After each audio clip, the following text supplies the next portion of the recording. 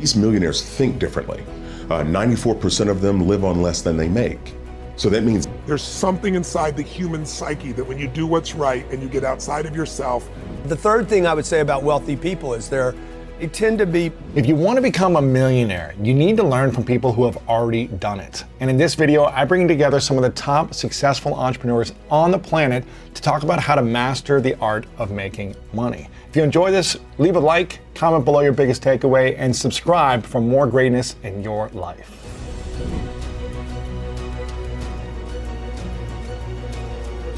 What are 3 things that you believe rich people do differently than poor people? Rich people do not value money the way poor people do. They invest money, they don't spend it. You know, the best spending is still worse than the worst investment. Like you could make a bad investment that would still be better than a smart spend. Really? So what's a smart spend, or what's a smart spend versus a bad spend? I don't really know anything that's a smart spend, but you know, you spend money, when you spend money, you don't get an investment back. And when you invest money, at least you got a possibility. I mean, at the very least, you get a tax write-off. So if I spend money on a belt, I can't write it off. I can only wear it. And if I invest money in a Grant Cardone belt and wear it on stage and it flops as a product and nobody ever buys it, it's at least a write-off. It was at least a promotion. So a bad investment is still better than a smart spend. So wealthy people don't spend money, they invest money. Number 2, they also know that money is not required. I think a lot of us, if we grew up poor, we believe it takes money to make money. Our parents told us that. Maybe a grandparent or the neighbor or somebody said that to us because that was how they justified not having their breakthrough and getting trapped. They're like, oh, the reason I didn't get out. And we know everybody's got an excuse in their lifetime. Everybody uses them at some point in their lifetime to trap themselves. This idea that it takes money to make money is not true. It's a myth. It's the number one reason why I did the show, the Discovery Show, to debunk that on TV, that I didn't need any money at all. They offered me $100. I'm like, just keep it, dude. Like, no, we got to give it to you. It's part of the show. And I'm like, I don't need the 100. They're like, no, but you got to take the 100. It's part of the show. So the third thing I would say about wealthy people is different people have different ways they invest, but they tend to be more focused on the long-term appreciation of an asset rather than give me money this second. And I think they're not stuck in this get-rich-quick thing. It's a delayed gratification. Yeah, they're more like, I'd rather have wealth tomorrow than rich today. And they do have a distinction between the rich and the wealthy. The super wealthy are looking to create wealth beyond their own means and needs. Like they're not thinking about their kids, their boat, their plane. I know people think that, but that's not actually true. They're actually thinking about how do I create wealth for a lot of people. Amazon's got 1 million employees. Yeah. Now most of them only earn minimum wage, but there's some people at the upper level of Amazon that are making fortunes. Yeah, and I'm curious, you wanted to debunk this myth of that it takes money to make money, which is something I heard a lot growing up, and a lot of people think, well, unless I can't make it because I can't invest it until I have it. So what were the lessons you learned, starting from essentially zero, having no money, no context, no relationships, no opportunities in a town that you went to for this show? What did you realize were the keys to actually making money, even if you didn't have any? Well, as you see the show, you see that I actually never make any money, right? So the 2 girls, they actually they follow 3 of us, and the 2 girls went out and got a job in the first week. And I'm not saying that's right or wrong or my way's better or worse, but they are strategies. Okay, they're different strategies. I was not there to get a job or to earn money. I was there looking for one thing: opportunity. I never spent time looking for money ever the entire 90 days. Okay, I'm not looking for money. I was actually looking for contracts through the contacts. And this was to prove to people, dude, you do not need money. Like it's not true you need money. You do need contacts. You need people. You need relationships. You need people. You need the right people though. The right people that are already in play. Okay, just because a guy's got money.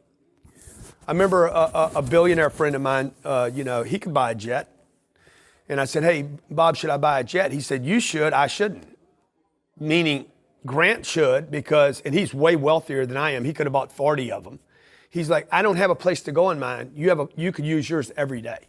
So you got to find somebody that's in place, somebody that not just has money, but somebody that wants to do more with their money.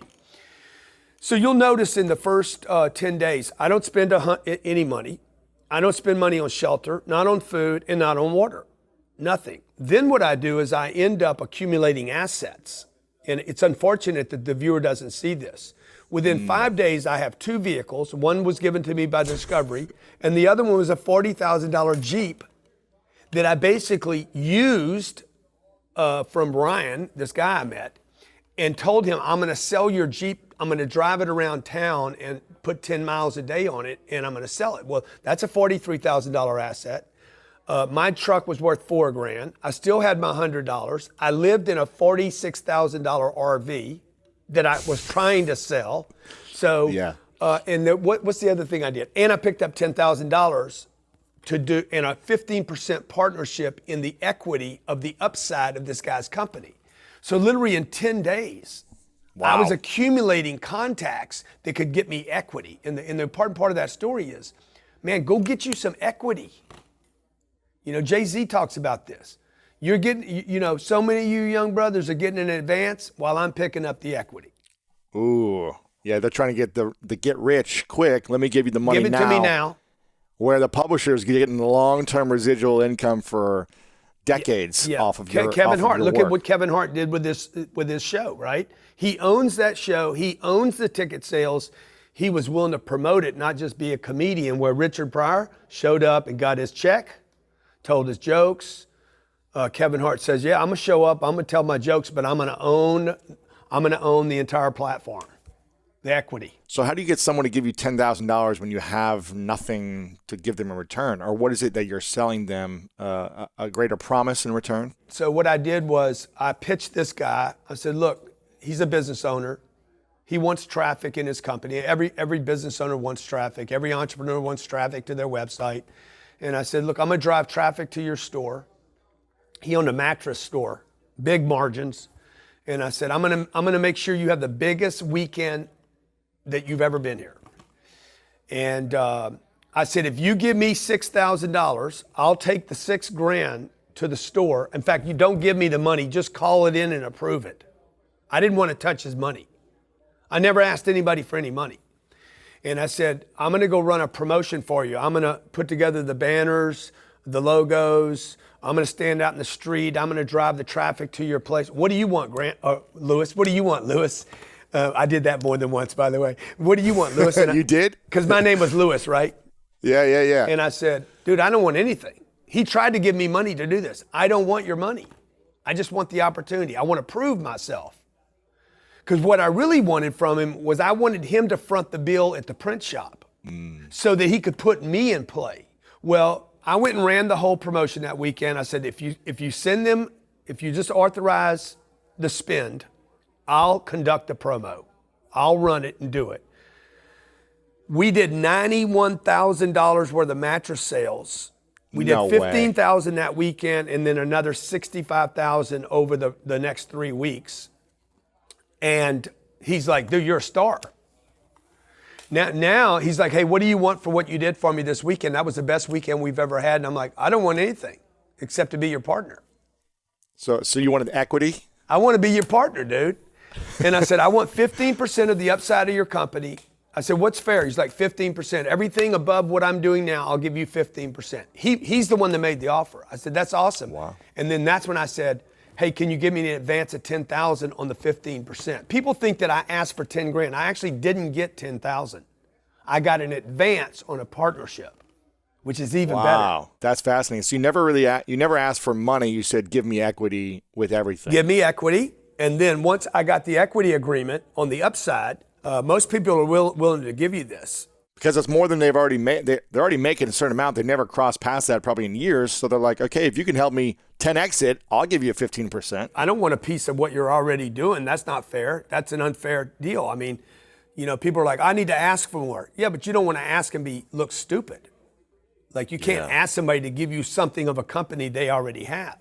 What are some things people should be looking for in terms of the right people or the right products or companies to say, okay, and how to position and package themselves to make a partnership equity deal? What should they be looking for, and how can they position and package the way you did? Yeah, so like in Pueblo, there's 112,000 people that live there. The average household income there is $24,000 a year. Household income. Like it's one of the most beat up, economically beat up cities in America. They were at 8% unemployment when the country was at 3%. When COVID hit, it went to 22%.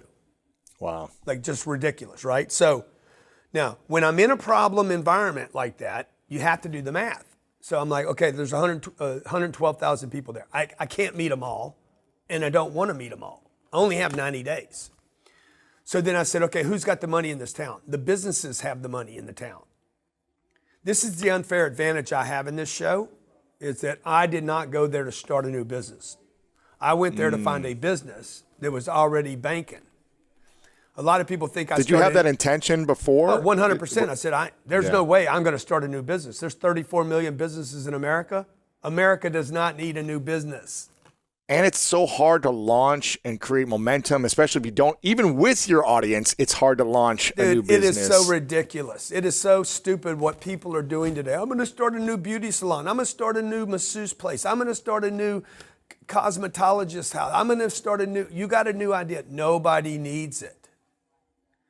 Like, if you were an alien looking down at the United States of America and saying, okay, what is there too much of? Restaurants, bars, and businesses. There's too many of them. How did you feel from someone who is getting yeses a lot and building their business so fast to go into a place where people just say, nah, I don't believe in you, or you don't seem credible, or how did you take it security-wise internally? Well, pieces you don't hear is I was in this meeting and this guy starts flexing on me. And he literally, like, I had to sit there and listen to his, well, I raised $30 million and I bought all this and I put this together and I'm the king. And like, he doesn't know I could be his investor. By the way, there was a great lesson in that. Like, I was nobody, shaved head, old truck, no name, no social media following. And this guy treated me just like that. Like I'm a nobody. And you never know who you're talking to or who they're friends with or who their family is that could support you potentially. One, you don't know who you're dealing with. And number two, more importantly, you don't know who they're going to become. Yeah, they may not have money yet, but in 10 years, they might have a brand or audience or something that could support you. Every accredited investor was a non-accredited investor at one time. Every whale was a minnow.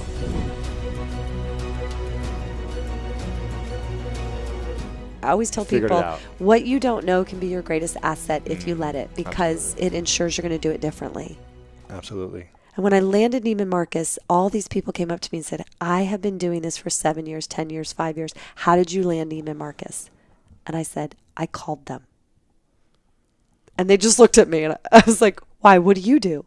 They're like, well, I go to trade shows and I set up my booth and I'm waiting for the Neiman Marcus buyer to come by. And we've been doing it every year for 7 years. I didn't even know there were trade shows. Wow. So sometimes just not knowing how it's supposed to be done.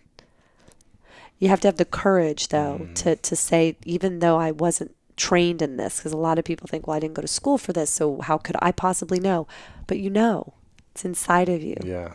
And you were willing to be creative and risk, failure in a way that most people aren't. You put yourself out there in a major way, and you said, hey, come to the bathroom with me. Right. And I'm not going to do anything weird. Yeah. It's amazing. It's an incredible story. My dad used to encourage me to fail. So at the dinner table growing up, he would ask my brother and me what we failed at that week. Wow. And if we didn't have something to tell him, he'd be disappointed. And I vividly remember being a little girl and saying, I tried out for this, Dad, and I was horrible. And he would high five me. And he'd go, way to go.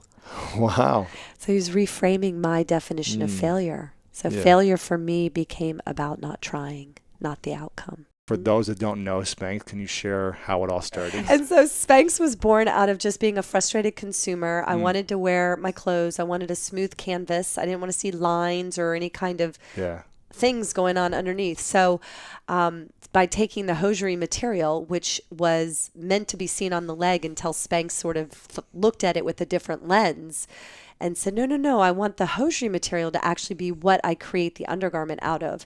And it was wild trying to convince the hosiery manufacturers to help me make this product with that in mind, because for so many years they'd been using the material to be seen on the leg. Right. And I said, no, it's the perfect material to create the perfect canvas for women under our clothes. And it opened up my wardrobe. It opened up so many other women's wardrobe. We could start wearing colors we didn't feel comfortable wearing. And the models get airbrushed. We get Spanx. There you go. There you go. I love it. And when was this? What year was this? This was in, I cut the feet out of my pantyhose in 1998. Wow. Yes. I was 27. 18 years ago? Am I doing my math right? Yes. I was 27. And then I spent the next 2 years getting it made. I worked at night and on the weekends on the idea while I was selling fax machines door to door. And then the company was launched in 2000 when I was 29. Wow. Yeah.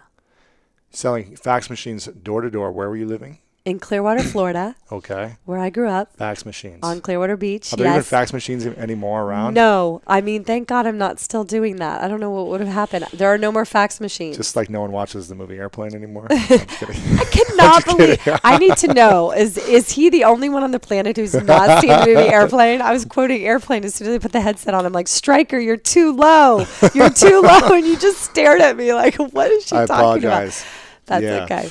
So how long were you selling the fax machines? I sold the fax machines door to door for 7 years. 7 years? Yes, I know. And before that, I wanted to be a lawyer, but I failed the LSAT not once, but twice. And you wanted to be a lawyer? That was your dream? I wanted to be a lawyer. I was like, I'm going to be a lawyer. But so you wanted to be a lawyer, but it didn't work out. I wanted to be a lawyer. I failed the LSAT not once, twice. So then instead of going to law school, I drove to Disney World and tried out to be goofy. But you have to be 5'8". And you're 5'6". And I'm 5'6". So you didn't wear heels? No, I didn't wear heels. Sarah. I didn't wear heels. And so I was the height of a chipmunk. Oh, so you got the chipmunk? I got the chipmunk part, but I didn't end up doing it. I put people on rides in a brown polyester spacesuit at the World of Motion and Horizons at Epcot. Epcot Center. And I would see people that I hadn't seen in a while and come through. Yeah, I'm walking on the moving sidewalk, putting people on rides, and they'd go, "Hey, Blakely, is that you? Didn't you graduate from college?" And my big Mickey Mouse here said Sarah Blakely, and I'd be like, "Yes, get on the ride." Oh my gosh! But that's what I did, and then I sold fax machines door to door for that 7 years. 7 years. Did you wake up every morning and say, "This is my dream to sell fax machines door to door"? Or were you thinking, no. What am I doing in my life? Exactly. So what happened was a lot of people think that Spanx started when I cut the feet out of my pantyhose, but actually it started long before that. It started when I was selling fax machines door to door and getting my business card ripped up in my face, being escorted out of buildings all day, every day, that I woke up one day and just thought, I'm in the wrong movie. Like, how did this happen? This is not my life. Yeah. Cut, scene, director, like call the producer. And I got out a piece of paper and I wrote down, what am I good at? And the only thing in the good column was sales. And I thought, okay, what am I going to do with that? And I ended up writing in my journal, I'm going to invent a product and sell it to millions of people that will make them feel good. And then I asked the universe for an idea. And I was very specific. And it took 2 years. And I only cut the feet out of my pantyhose one time. And I was not going to squander any idea the universe gave me because I had really asked for it. And then the minute I cut the feet out, I started trying to make it. I started looking up manufacturers on the internet. This was before Alibaba, wasn't it? Yes. Because I did this about 8 years ago, and I used Alibaba for something, and it was easy to find like a manufacturer in China and test different things. But how did you find a manufacturer at that time? A website called thomasregistry.com, and it lists all the manufacturers in the country based on category. And that's when I found out that a lot of hosiery and undergarments were being made in North Carolina. Oh, really? Yeah. Oh, so you got it local. Yeah. I mean, U.S., yeah. So I called, and no one would take my call, and they'd either hang up on me or say they weren't interested. So I took a week off of work and drove around in person. And just showed up and said, hey, I want to create a sample. Yeah. Because if they weren't going to get a big order for something, they're probably like, we're not going to do a little sample for you. Right. Right, yeah. I showed up with my lucky red backpack from college. It's always with me. I mean, you still have it? Yeah, of course. And you didn't bring it here. Come on. It's with me. It's with me in LA. Yeah. Oh, wow. Yeah. So anyway, I went into the manufacturing plants, and they asked me the same 3 questions. And you are? I'd say, Sarah Blakely, and you're with, like, myself. Sarah Blakely, and you're financially backed by, and I was like, Sarah Blakely. So you can imagine how those went. It was like, well, have a nice day, honey, and good luck. Yeah. And about, a few weeks after I made all those rounds, I got a call from a guy in North Carolina who had took pity on me and said, Sarah, I've decided to make your crazy idea. Wow. And when I asked him why he had the change of heart, he said, I have 3 daughters. Wow. Yeah, so he ran the idea by them, and they're like, Dad, that sounds interesting. You got to give that girl a chance. Amazing. So he called you back. You didn't follow up with these people. Oh, yeah, I was following up, but Gotcha. to no avail. But he followed up and said, Yeah. we'll give it a shot. Yes. We'll make this. So what was the next step? Was he just making a sample for you or testing different models or sizes or? Yeah, so it just set up to make the garment. While I was making it with his manufacturing plant, I was also wanting to patent the idea, and I was also trying to come up with the name for the invention. So I was doing those 3 things simultaneously, driving up on the weekends and working with Ted in the back of the manufacturing plant that I'd become very close with. And Driving to North Carolina from Florida. no, from Atlanta. I was living in Atlanta at the time. What's that, about 8-hour drive, 6-hour drive? About 4.5, 5. Oh, it's not bad. Okay. Yeah, it's not Okay. bad. And so anyway, Ted became my buddy, and I went to get it patented, but all the patent lawyers wanted between $3,000 and $5,000, and I had $5,000 set aside to do this. That's it, yeah. So I wrote my own patent. I went to Barnes & Noble. No way. And I bought a book called Patents and Trademarks, and I wrote the patent, and then I called one of the patent lawyers that was the nicest to me and said, please, please, please, will you write the claims over the weekend for a discounted price? I've done all the other rest of the patent. Right. The legwork you'd done. Yeah. You just kind of needed to button it up and yeah, he needed to do sign it off the or legal part. And so he did. He actually admitted to me that when I came to visit him, he thought I'd been sent by Candid Camera, which, let me put it in your I words. know Candid Camera. I know. He thought he was being punked. Of course. Of course. Wow. Yeah, he thought he was being punked, okay? And he thought... Where's Ashton? Where's Ashton? Yeah, exactly. He thought that his friends were playing a joke on him. No way. Yeah, he goes... Who's this girl? He goes, Like- Sarah, I mean, like, you're not the typical person who walks in Yeah, the door yeah. saying, I've got a product and I want to patent it. Wow. So anyway, he did that. Then at the same time, I'm trying to think of the name. I had horrible names written on scrap pieces of paper all over the place, in my apartment, in my car, in rental cars, on the back of like Avis agreements. And you want to hear how bad the runner-up name to Spanx was? Yeah. Open-toed Delilah's. No way. Yes. I cannot believe that was even an option. It was a runner-up. Like, how bad is that? Open-toed Delilah's? I so wouldn't be sitting here with you right now if I What? named it that. That is the horrible. Yeah, It's a horrible so bad. brand. Wow. Yes. Okay. So anyway, okay. So what does Spanx stand for? well, it's all about the butt. And it makes your mind wander a little bit. Nobody ever forgets it. I had no money to advertise. It was risky. It was fun. At the time, listen, now it's become a household name. But when I first invented it, I would call people and say, hi, I'm Sarah from Spanx. And they would hang up. Right. Because And I I thought have it was to- probably like a porn Yeah, name or they something, thought I right? was pranking them. I'm like, no, really, I'm Sarah, and my company really is called Spanx. And I had department stores across the country that wouldn't sell it. They thought it was too risque of a Really? name. Yeah. And my mom sent her whole luncheon to the wrong website when I first started. I was like, Mom, it's with an X. Oh, my God. It's super important. It's Yeah, with not- an X. So, yeah. Anyway, I ended up buying the word Spanx from a man who said he was holding out from the porn industry. Funny enough that I you bet. say that. I bet. Yeah. I paid for Spanx that. with an X. I paid some Yeah. money for that. But anyway, yes. So Amazing. named it Spanx. It came to me because I narrowed down my thinking. I knew that Kodak and Coca-Cola were the 2 most recognized names in the world at the time. And I thought, what do they have in common? I like to think about words and phrases a lot. They both had a strong K sound in them. And the man that created Kodak liked the K sound so much he took a K and put it in the beginning and the end of the word and played with letters in the alphabet. So, and I also had a bunch of friends who did stand-up comedy, and it's this weird trade secret among comedians that the K sound will make your audience laugh. So I put all that together and I'm like, okay, I want my product name to have the K sound in it for good luck. And literally Spanx came across my dashboard in my car in my mind, and I pulled off the side of the road. I wrote it down. I went home that night. I typed it in my computer for $150 with my credit card. And at the last second, I backspaced the K and the S and put in an X and hit send. So it was accident. Kind of with the No, X. You thought backspaced. Gotcha. I Yeah. backspaced because I stared at it for a while, and I had done research you that like the made X. up words Yeah, do yeah. better for product than real words, and they're easier to trademark. Yeah. So then I had the name and I had the patent in the works. Got my prototype, and my patent lawyer said, Sarah, I need to know what's in this garment in order to write the patent. I said, okay, no problem. We'll call Ted. So I get Ted on the phone. I'm like, Ted, can you talk to The manufacturer. Yeah, Right, I'm like in the back, Yes. I'm like, Ted, can you talk to my patent lawyer? He's like, yeah. So we're all talking, and I go, can you tell him what's in it? He's like, yeah, well, it's 70% nylon and 30% lacquer. And I'm like, all right. And so I'm taking notes. My patent lawyer's taking notes. And that night I could not sleep. I'm up all night. And the next morning I wake up, I'm like, how is there lacquer in this product? What is lacquer? Just so I'm aware. I think it's of what like this- paint thinner or something. Okay. So I called 30% paint thinner? So I called Ted. I go, Ted, can you spell lacquer? He's like, yeah, Lycra.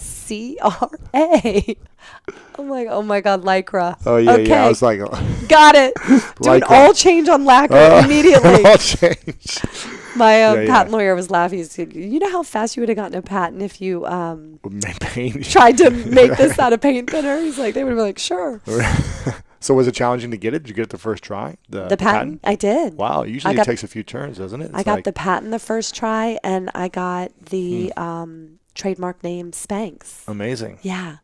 So it didn't seem like there was that many challenges once you submitted it or whatever. You kind of got the things you needed in place. You got the orders in. Was there a lot of challenges after that?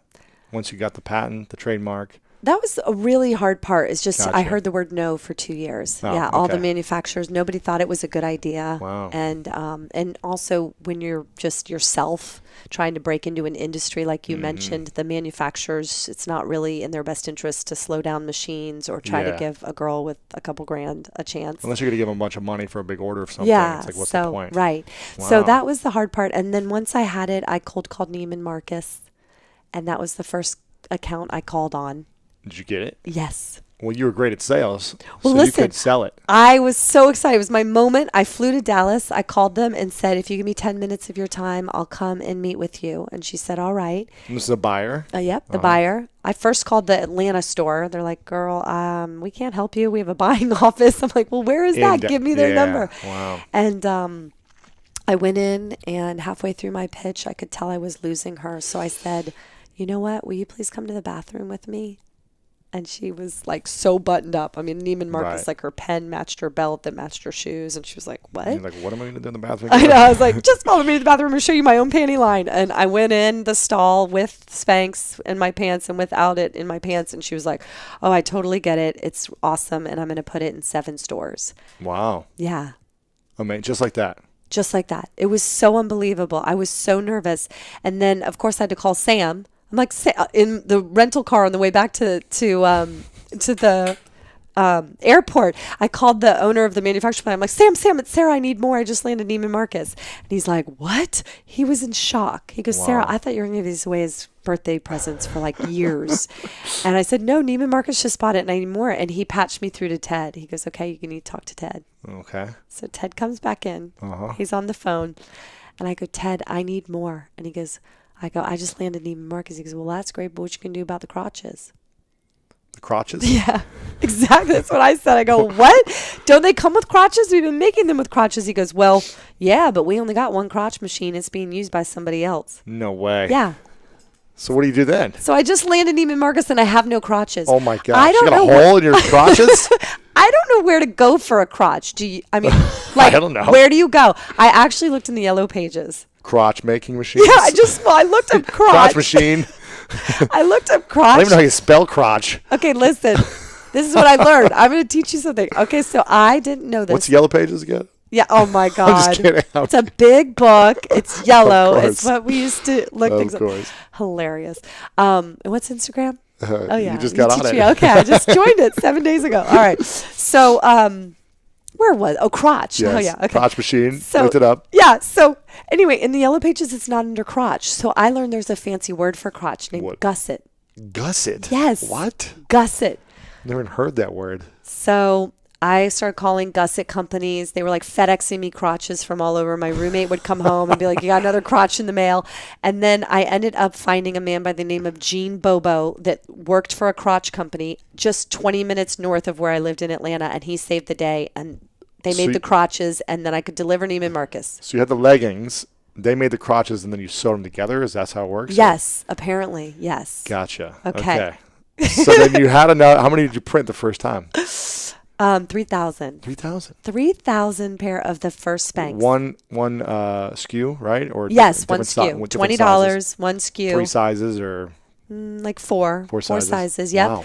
And 3,000 of them. yes, and that's what Neiman's ordered. And then I sent them to they sent them to the 7 stores. I had no packing and shipping department, so the semi trucks were pulling up to my apartment in Atlanta, and I was shipping them myself to Neiman's. This is amazing. And then I called every friend I had in those 7 cities, like people I hadn't talked to in 20 years. Say, hey, go buy a few of these. Go take your girlfriends there. Hi, Christina. Remember me? I used to sit next to you all the time in grade school. Will you please go buy this product called Spanx? I literally called them and I said, and I'll mail you a check. So I paid all my friends and friends of friends to go buy the product. That is brilliant, actually, and I said, to get some movement. Yeah, I said, go in. I gave him a whole script. I'm like, go in and say, I've been looking for this all my life. I can't believe it's here. And create all this excitement. This is amazing. And then, of course, a week later, I talked to the Neiman's buyer, and she's like, Sarah, we are blowing out. I'm like, you don't say. No way. Meanwhile, I was buying them all. That's brilliant. You have to. Wow. You have to. Created You have incredible to momentum. ensure your own success. Absolutely. So then once I started running out of money, Oprah called and put it on as her favorite product of the year. How long was that for? Until the time was in Neiman Marcus to Oprah calling? Like a month. It just happened that quick? A month or a month and a half. How did she even hear about it in a month and a half? I sent it to her in a gift basket. And her Andre, who dresses her, put it in her dressing room, and she put them on and has basically worn them every day since. Shut up. I'm not kidding. It was so unbelievable. I had no money to advertise. I'm in the back of my apartment. I was selling fax machines like a month before that. But I have to say I was working every night and on the weekends for 2 years, quietly trying to get this made. Building this thing, yeah. Building it.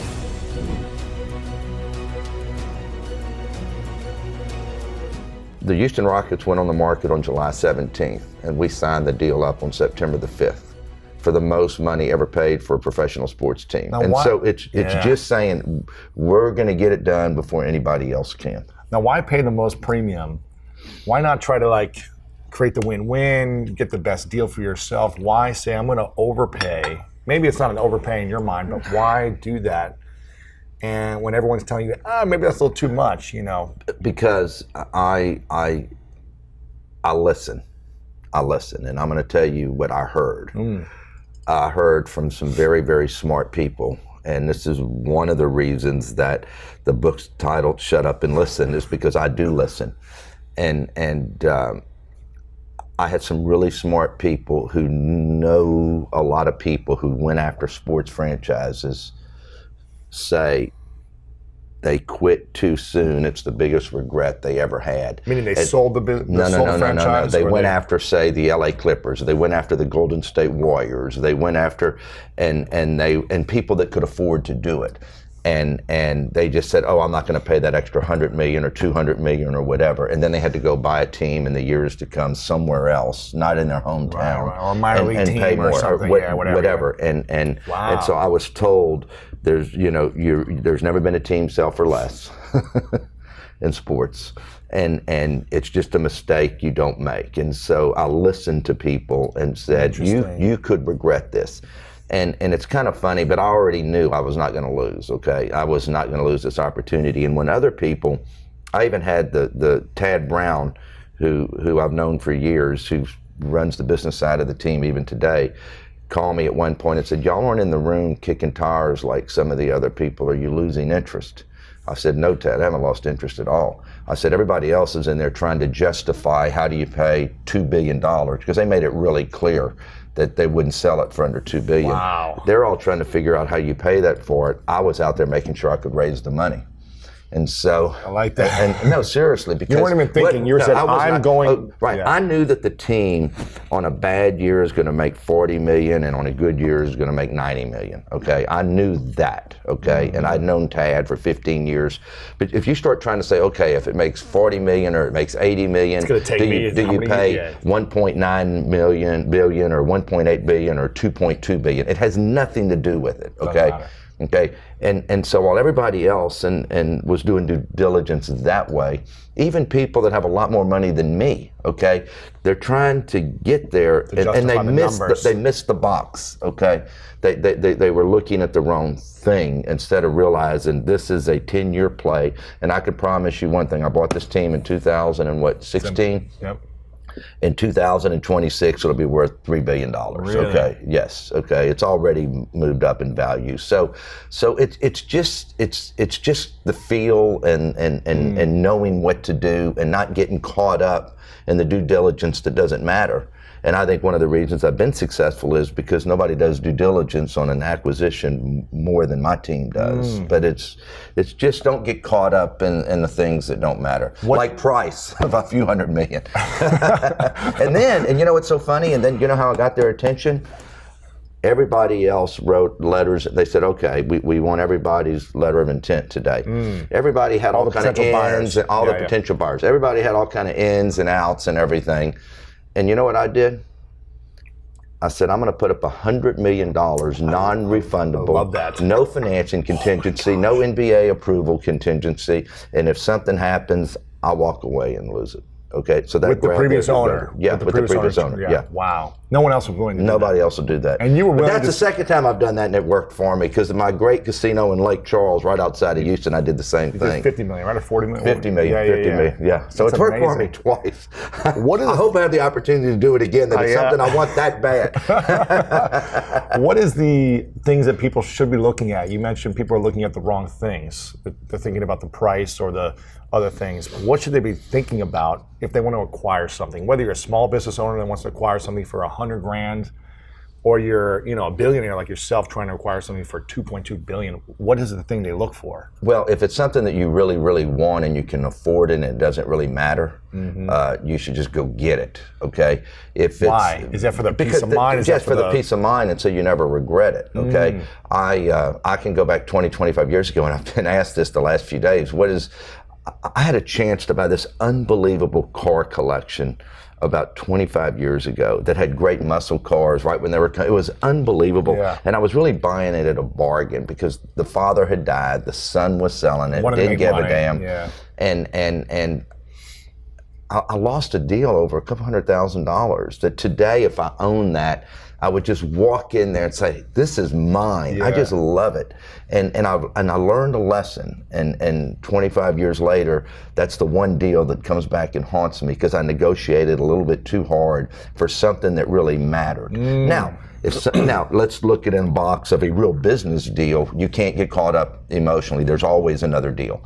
And I walk away from deals all the time. Really? All the time. Because there's always another deal. But you know what?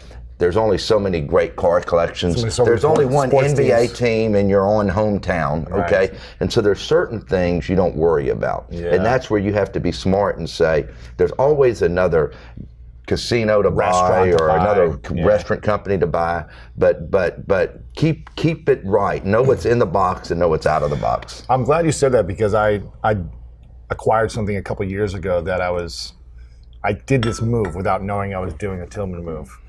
Greatness.com was available, and it was probably overpriced. What was it? Greatness.com. Okay. In my space, there's only one word for domain, and my word is greatness with the School of Greatness podcast. Sure. And I wanted to build something bigger than just this show. I wanted to build a media engine around this word that every athlete uses when I see them talking about it on social media and press conferences. 100%. Brands talk about it in their slogans. Greatness. Built for greatness, pursuit of greatness. I love that. I was just like, I want to own this word. I don't want anyone else to have the word. I want to own it. And there's only one domain in the world. It's like a franchise of one. And I was just like, I want that. And were you able to get it? I bought it, yeah. I know, but I'm surprised you could get it trademarked because it's a word. I don't trademark, just the domain. Okay, just a domain yeah. So for I can build a podcast or something. For anything I want to build on it. For my media engine, for content, for all that stuff. My books, everything that I have, I can build around that word. But and I haven't used it yet.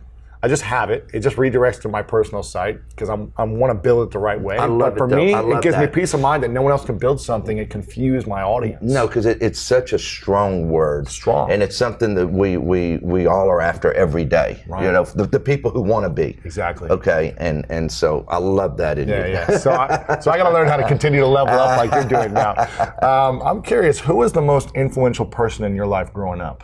There wasn't. There wasn't one? No, there just. I would love to say there was, but there were a lot of people that were even family members that were entrepreneurs that had some success. I mean, not great success, but were still very successful. There were people in Houston. There were people that I just watched around the world, and you just said, God. But I never had that one person. But I saw little things that different people did, and I picked up Lots of different mentors, things. Yeah, lots of. And I kind of looked, and I liked the way this person handled themselves. I kind of liked the way this person handled themselves about this. I just never had that one person, and maybe I wish I did, but I just turned didn't. out okay. Yeah. No, it's okay. What was the mistake or hard lesson you learned in your early years or in your teen years that really embarrassed you, that really made you feel ashamed or, not proud about yourself that you did that or you said that or you acted in a certain way or you really let someone down that has stuck with you for all these years? I have to say, I never had that big, hit over the head with where I had to sell a car or sell a house or whatever because things weren't going well, and yet I've been through some tough times. But also, and I talk about this in the book, don't ever outlive where you are in your business life. And what's that mean? What that means is that there's so many people that get a little success in a business, and they go get a lifestyle that is bigger than the business, and then all of a sudden the business takes a dip a little bit. And they've got to keep up this lifestyle, so they're sucking more money out of the business than they should. I complain to my people all the time. I'm poor. I don't have any money because I always put everything back in the business, and I just try to take out a few crumbs to live on. Because I've always made the business first and not me first. But that's why I have a great business and I own 100% of it, so it really doesn't matter. But a lot of people start with a company and they become entrepreneurs. They get some success and they're buying more houses they can afford, or more cars, or art, or they philanthropy. Oh, I want to be recognized for giving this away. And then all of a sudden their business dips and they can't do it anymore. And then their business fails because they took all the money out and they're not putting it back in because they're trying to keep their lifestyle. I always made my business number one. I never put myself ahead of my business. And that's one of the reasons I've gone like this. Wow. Never put anything ahead of it. Wow. Was there an embarrassing time as like a teenager before you got into business where you did something you were like, man, I shouldn't have done that or said that, in your teen years? Or... I've said so many things I shouldn't have said, but I don't have that one. I just don't have no memories of that, yeah. No, I just don't have, sure we all did stupid crap, but I just don't have that one. Is there anything you did that you weren't proud of? Whether it be, maybe it was a personal relationship or with family, or you. I just don't have it. I just don't have it. I'm just curious if there was anything like that shaped you. And maybe it's. I've always been a positive person, and I just. Where did you gain that positivity from? I don't know. I think you're born with it somewhat, and I always wanted to succeed. Do I wish I wouldn't have dropped out of college because I was making money because I only had like 32 hours to go? Yeah, but you know what? But now I'm the longest running chairman of the Board of Regents of that university, so it really doesn't matter, does it? Yeah, exactly. So, but that bothered me for a long time that I never finished school. But then as you become more and more successful and you see all these other guys in the Forbes 400 too that never finished school, because there's something in us that we just can't have those handcuffs on it. We're making money and I can't deal with going to class. I gotta make money. And when I was 21 years old, I was already making, a couple $100,000 a year. That's big money. Big back money then. Back in what, the 80s, the early 80s. Wow, that's big money. Big money. And people don't realize that when you say I was making a couple $100,000, but that was big money. Huge big money. So now I'm always curious about, I don't have kids, and you have 4 kids, right? Yes. I'm always curious to ask my very financially successful mentors who have kids, because I want to prepare myself for my future. And I'm always asking, how do you raise kids that aren't entitled when you essentially have everything available, when you could buy them a car, when you could buy them the nicest, trips or whatever it may be, when they do get to go on the jet? I'm not saying that they do or not with you, but how do you not train, but how do you educate and cultivate great kids? Because what I've heard about you and your kids is that they're very respectful. I don't know if all of them are, but all I've four heard of them. No. they're Every single parent will tell you. They care deeply about people. They're courteous. You would never know they grew up in the lifestyle they have, because they've grown up from the beginning.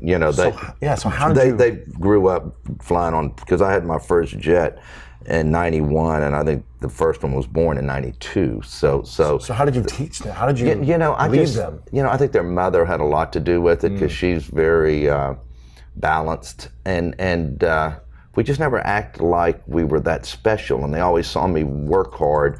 I was special because we had nice things, but I never acted like I was special. They still saw me talk to everybody, dress the same, be nice to everybody.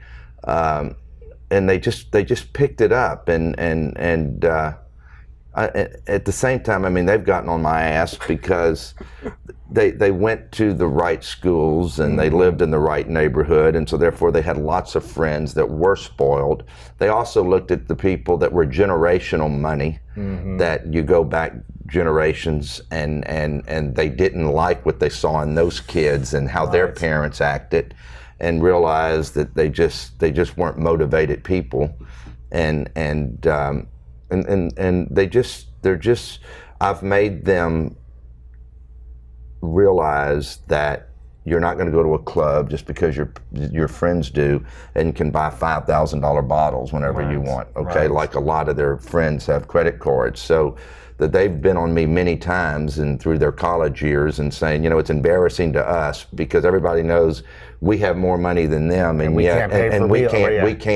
can't keep up with them. Right. And I said, well, that's good for you. They'll see how much we appreciate the dollar. Wow. And believe me, they're not hurting. Trust me. Okay? They got nice lives. But I didn't make it where you can just go spend whatever you want. I mean, it's always, hey, can I please go do this? So they have to make a right, because let me tell you something. I still watch every dollar I spend. I still walk through a store, and if I'm going to buy a jacket, I want to look at it, and I think if the perceived value is too expensive, I don't buy it. Okay, and they've always seen me do that. Whether we were in Capri or Rome or Saint Tropez, they'll see me look at something. I say, that's ridiculous for that. We're just you don't just say, give me the best of everything. No, I mean, so they never saw their mother or me act like that, and so they looked, even though they've flown here on helicopters everywhere, they still see,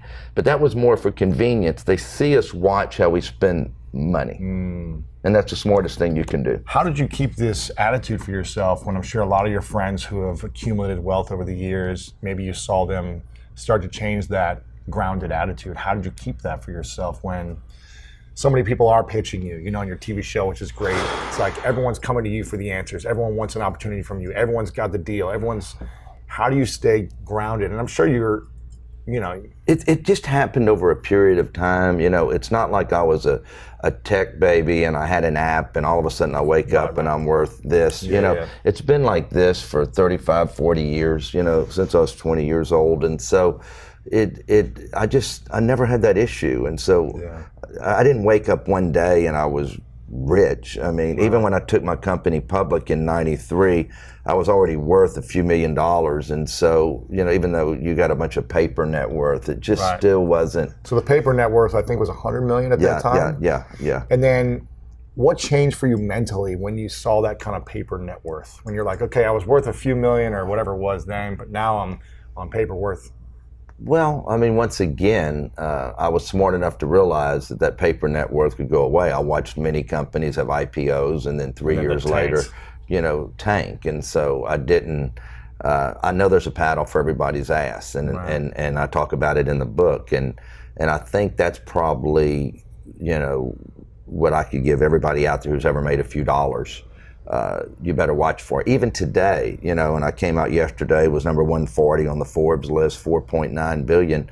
I still get up every day and worry if that paddle is going to get my ass. Wow. Okay, and the day you stop worrying and you just spin freely, the paddle's going to get you, because you don't know what's going to happen. Is our government going to change to a socialist government? Is all of a sudden somebody going to come out and the millennials say we're never going to eat meat again? Right. You know, you just don't know. But we've seen some crazy things happen in our world and during my lifetime, and in your lifetime already. Yeah. So remember, I mean, I'm the one who grew up and you had one telephone in the house, and if you wanted to talk to your friends, you went to that telephone, and it was just a different world. It was just a different world. You talk about, I've never borrowed money or raised money, but you talk about the importance of getting cash when you are already making a lot of money.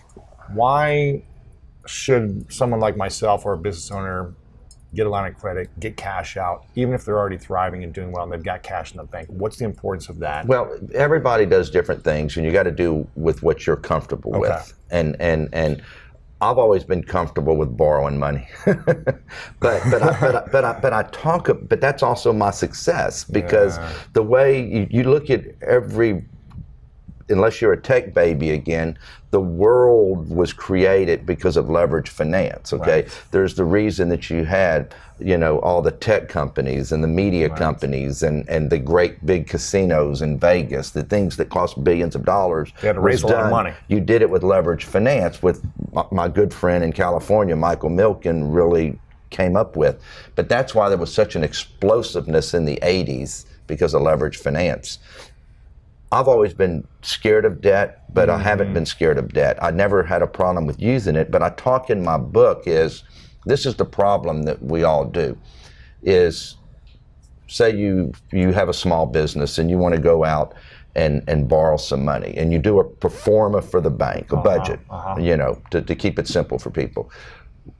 People always give a budget that is the best case scenario, and they start to drink their own Kool-Aid and think that's what they're going to do. Well, one of the things projections of like, here's where we're going to be in 3 years and 5 years. Yeah, or even next year. And what I've always done is I've done that for the bank. But even today, in a deal that I bought last week, I want a worst case scenario. Wow. The world's coming apart, okay? And all of a sudden, all your expense accounts are gone, and are people still going to eat steaks? Yeah. And I run a budget and a pro forma based on that. Wow. So best case scenario, worst case scenario. Because you know what happens 80% of the time? The worst case scenario. Really? Yes, that's just life. Right. And that's a tool that I've always used, because what happens is they give that to the bank or to whoever, and all of a sudden you start drinking your own Kool-Aid like that's easy to do. It's not easy to do. Being successful in business is not easy. Yeah. But that's why I talk about just simple tools in here. When HarperCollins came to me, they didn't say we want a life story. We see you on your show. We see you on these business talk shows. We read these articles. We want you to write about your tools, why you've never failed and you've made it through all these recessions. Whether you're a corporate person or you're an entrepreneur. Yeah. Why did you get to go like this? It never really went like this.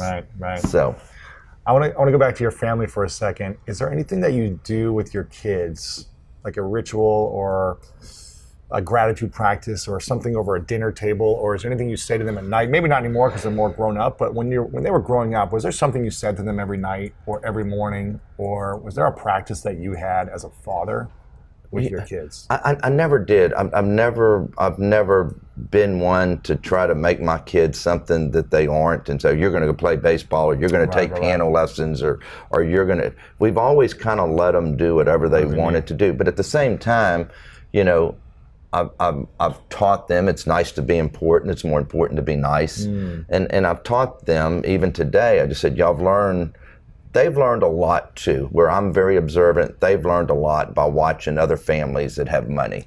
Right. And I've told them, you see what all these people do? They go, and the next generations become recluses and really don't want to be bothered because they don't want people asking them, and they've lost their power and their juice. Okay. Right. y'all can have this power and juice in this city, in this state, in this country for the next 100 years. Wow. Don't give it up. Wow. Don't become a recluse just because, you don't have to do something every day, and stay relevant. Sure. So many rich families, you go look at all your great wealthy families and look at the generations below them that just kind of live in a cave. Live off the the money that keeps the coming trust in. or whatever, and they're not relevant anymore. Why is it important to stay relevant? I just think it's important to stay relevant. I think it's relevant to continue philanthropy and give back to your community. And there's nothing wrong with being a leader in your community. And just because I'm still on boards that I was on, 10, 15 years ago, and it's just, well, now that I'm worth a few $1 billion, I should change? Why should I change? My ego that, you shouldn't be on the Better Business Bureau board. That's no big deal. That's when you were up and coming, or I've just never changed. I've just never changed. You've evolved, you've grown, but you haven't changed. 100%. But I'll still be in this dining room, and if I see something I don't like, I don't have a problem with going over there and telling the busboy, hey, remember those people there? They deserve that table where their feet go just as clean as the table on top. I've never changed. Wow. I'm not going to embarrass them, but I don't have any problem in talking to people and training people today. How long have you been married for? 30 years. 30 years? That was a trick question. Yeah, no, I'm just kidding. Bob quiz. 30 years. Do you think you'd be where you are today in business without being married to your wife for 30 years? I think a wife is very important and very supportive. You could easily be married to a wife that wanted to go out and spend money and you didn't put the money back in your business. And Paige always was very supportive of everything. I never once was not supportive. Really? Not one time. Wow. Do you think you'd be where you're at today without that marriage, without that relationship? I don't know. I just know she was always very supportive. That's great. That's great. Now, what is the thing that is missing in your life? Because it seems like you have everything. You've got the family, you've got the businesses, you've got your sports franchise now. Honestly, nothing. Honestly, nothing. Honestly, nothing. I have to, I'm very fortunate, but I know that too, though. I mean, you always want more. You're always working on the next deal. But I cannot complain. I mean, but as we all know, there's a paddle for everybody's ass every day. Yeah. And is there anything you're afraid of? Fear nothing, but worry about everything. Yeah. Fear nothing, though.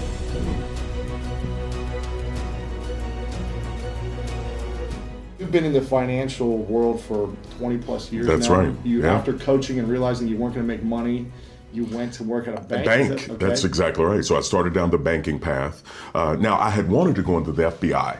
Okay, I had known this since 7th grade. Yeah. And so I get up, I'm meeting with an agent, I got a mentor, we're talking and hanging out. He's starting to tell me more and more about the reality of the Bureau. And it was kind of like, this dream I had is starting to shift on me here a little bit, and I went into the banking industry because what I wanted to do was if I could create the sports mentality and that teamwork attitude in a business community, then I knew we could do something special. Yeah. And so it started down that path, went into banking, and got to the point to where I was pushing products instead of helping people. You're selling services, yes, right? Yeah. And commission. That's exactly right. And so I realized I wanted to help people, not necessarily promote, right? Mm-hmm. And there's nothing wrong with business, but I realized the push was more on the results instead of the people. Exactly. My dad was in life insurance for 30 years. Okay, so It's all based on selling policies and products. And so I had a chance to cross paths with Dave Ramsey at a charity event. And so, when was this? Oh gosh, this was back in 2005. So cross paths, we struck up a friendship, started talking a little bit, and after 3 or 4 meetings, he was like, "Why don't you come help me do this?" And I'm like, "Dave, you don't need any help, brother. You're winning. Yeah, you're good. You're good." And so, but I got a chance to see and know his heart, and understood what he was trying to do. So joined the team there, started, I was working with pro athletes, entertainers, and musicians. I was trying to help them understand how to control their money, right? So many of them, as you well know, will depend on their agent or their business manager. And a lot of them guys end up getting taken advantage of. I mean, I've spent a lot of time out here in LA. I could tell you several names of people that were taken advantage of. So obviously I wanted to empower people to know what steps to take. And most of the athletes, well, I think the statistic is what, 80% go bankrupt or broke 2 years after they retire? Within 2 years after retirement. Think about that for a minute. Yeah, and some of these guys have made $50 to $100 million. And how do you go broke, right? That's what baffles people. And I go, well, hold on. For regular everyday people, how do we spend 5 and 10 grand on a credit card? You do it one swipe at a time. So these guys are doing it on another level. Yeah. So, of course, I made agents nervous because they didn't want me making their clients smarter, right? And then the business managers in the music world. So anyway, so all that, I started speaking and teaching. And what I wanted to do was to empower people. So my mission statement is to educate, encourage, and empower as many people as I can, whether it's on leadership or money. Wow. Yeah. It's amazing, man. It's fun. And so how long did this study take? Were you studied 10,000? This thing was a 2-year project. Yeah. And anytime you're trying to talk to 10,000 people, it's like herding cats, you know. But I wanted to talk to people all across the country because I didn't want people saying, well, you're just talking to people that know you and Dave. Or, you know, I wanted to get people that had never heard of us. So we ended up using a research firm to dig into it. And we found them and we talked with them. And the reality is people think millionaires are trust fund babies. That they inherited everything, or they got lucky, or hit the lottery. Or stocks. None of those are true. These are regular, everyday men and women that have worked hard over time. And they've been investing 25, 28 years. And the way the book is structured, we've got the information from the study, and we've got the information I want people to know, but the stories in this book of people that were homeless and turned it around, people that had $1 million or more in debt and turned it around. And so, Louis, it really goes back to a lot of the stuff you talk about. It's the mindset. Right? It's the mindset. And when you get the right people with the right information, results can happen. Yes. You talk about these myths that millionaires, about millionaires. What are some of the myths that surround millionaires? Yeah. Well, we talk about 6 in the book, but I'll tell you 2. Most people believe they inherited it all. Right? You see somebody with money, you think, oh, mom or dad handed it to them. The truth is 79% of the millionaires that I talk to, first generation wealth builders. They didn't come from anything. Right. These are people that focused and built money over time. Next myth, well, if you're a millionaire, you make a high-paying job, right? You got big income. Nope. A third of the millionaires that we talk to never made 6 figures in a single working year. Really? Think about that for a second. Dual income, never made 6 figures. So that blows that myth out of the water. A third of the millionaires that we talk to. Wow. Right? Now you think about 6 figures nowadays, it's more prevalent than it's ever been. But for people, a lot of people with 6-figure salaries have nothing in the bank. Thank you. Because they just spend it all. That's exactly right. And they're using credit constantly to buy bigger things. That's right. No, you're absolutely right. Yeah. So what happens is people tend to think that income is so important. And I'll tell you, no, it's not. Because I was one of those people. I remember I was making about 30 grand. And I thought, all right, when I get serious, I'm 1 year out of grad school making 30, 40 grand. I said, all right, when I make this amount, I'll start to get serious about my money. Well, you know that path, right? Well, when I make this amount, and the next thing you know, lifestyle grows and you never end up taking control. But these are regular, everyday people that took control and were focused. It's amazing. So let me tell you this. Top 3 positions of the 10,000 millionaires we studied. Number 1 was engineer. Which doesn't surprise you, right? They're good at planning. Yeah. Accountants. Organized. Yeah, accountants, same thing. They were number 2. They're good at counting stuff. Number 3 was teachers. Wow. Teachers. They're not making that much. Exactly. And you think they're undervalued, underpaid. How are teachers doing this? Well, if you think about what it is, wealth building is a long-term view, right? Not a quick hit. And so these get-rich-quick schemes that we see on TV at late night, they get me riled up. Because they're preying on people. But these people were people that built wealth over time, investing in their 401k, their 403bs. So anyway, the goal of this book is to let people know the American dream's not dead. It's alive and it's well, and it's available to people. We just have to take action. Absolutely. What are some of the things that they do on a daily basis, these millionaires? What are some of the steps to take? And how do they think differently than non-millionaires? Great. 97% of the millionaires that we studied feel that they control their own destiny. Now think about that for a minute, because we have a victim mentality issue in America today, where we want to blame somebody for us not achieving something or getting in our way. So these millionaires think differently. 94% of them live on less than they make. So that means if they're making $100,000, they're living on 70 or 80, right? You can't build wealth if you live on more than you make. That's exactly right. And that's where the credit cards people start extending themselves and using credit cards. But 73% of these millionaires never carried a dime of credit card debt. They never carried debt. Debt. Yeah. Right. You might use a card, pay it off every month. Pay it off. Yeah. And so the mindset, and I love to give people an economics and a PhD in economics. Interest that you pay is a penalty, right? If I use someone else's money, they charge me, right? That's a penalty. Interest that I earn on my investments is a reward, right? So why choose to penalize yourself? Don't use debt. Get yourself out of debt and invest and grow your money to reward yourself. Yeah, powerful. Yeah. Now, how have you managed to, through all the stuff you've gone through, I'm assuming the last 15, 20 years, you've gone through some challenges. You told me before off camera that you have a child who has special needs and was told that they wouldn't live past a certain age. You're, I'm assuming you've had challenges in relationships, with business partnerships, intimate relationships, family. Yeah. The more wealth that I've accumulated and the attention that I've gained, there's more people with handouts, and expecting, whatever it may be. How have you personally managed the emotional challenges that have come your way by not letting it affect your mindset around money so that you don't do things emotionally with your money? Right. Well, I mean, I've been there. I don't know about you, but I've made some mistakes. Yeah. Okay. And, a mistake that you make one or two times, you can call it a mistake. But when you keep doing it over and over, it's not a mistake anymore. It's called a choice. Yeah. So for me, I'm a man of faith. So obviously I'm rooted there. But I got good people around me. Yeah. I got good friends, people that have known me since my childhood, people that know me for who I am. So I'm not an author and speaker with these people. I'm just Chris. And so those people keep me rooted, right? Mama Hogan is no joke either, okay? She'll keep me rooted. And so I think it's really important to understand, what am I trying to accomplish? Like, I don't want notoriety. I don't want to be famous. I want to be known that I help people think bigger, right? And so staying rooted in that, it helps me to be very, very clear on what I'm doing. People will come up and tell me, oh, Chris, you changed my life financially. And I go, whoa, pump the brakes. I didn't change anything. I gave you some information. You did the changing. And so I think it's really important as we help people that we stay aware of who's doing what and our role. Yeah, I think there's a story about Marcus Aurelius where he would go around the town and he had someone just walk with him, beside him, and say, "You're just a man." Every time someone would praise him, be like, "You're just a man." Can you imagine that? I mean, seriously. Isn't that cool? How rooted does that keep you? John Wooden's got a quote. He says, be careful of fame, because fame is man-made. And if man giveth, man can taketh away. Absolutely.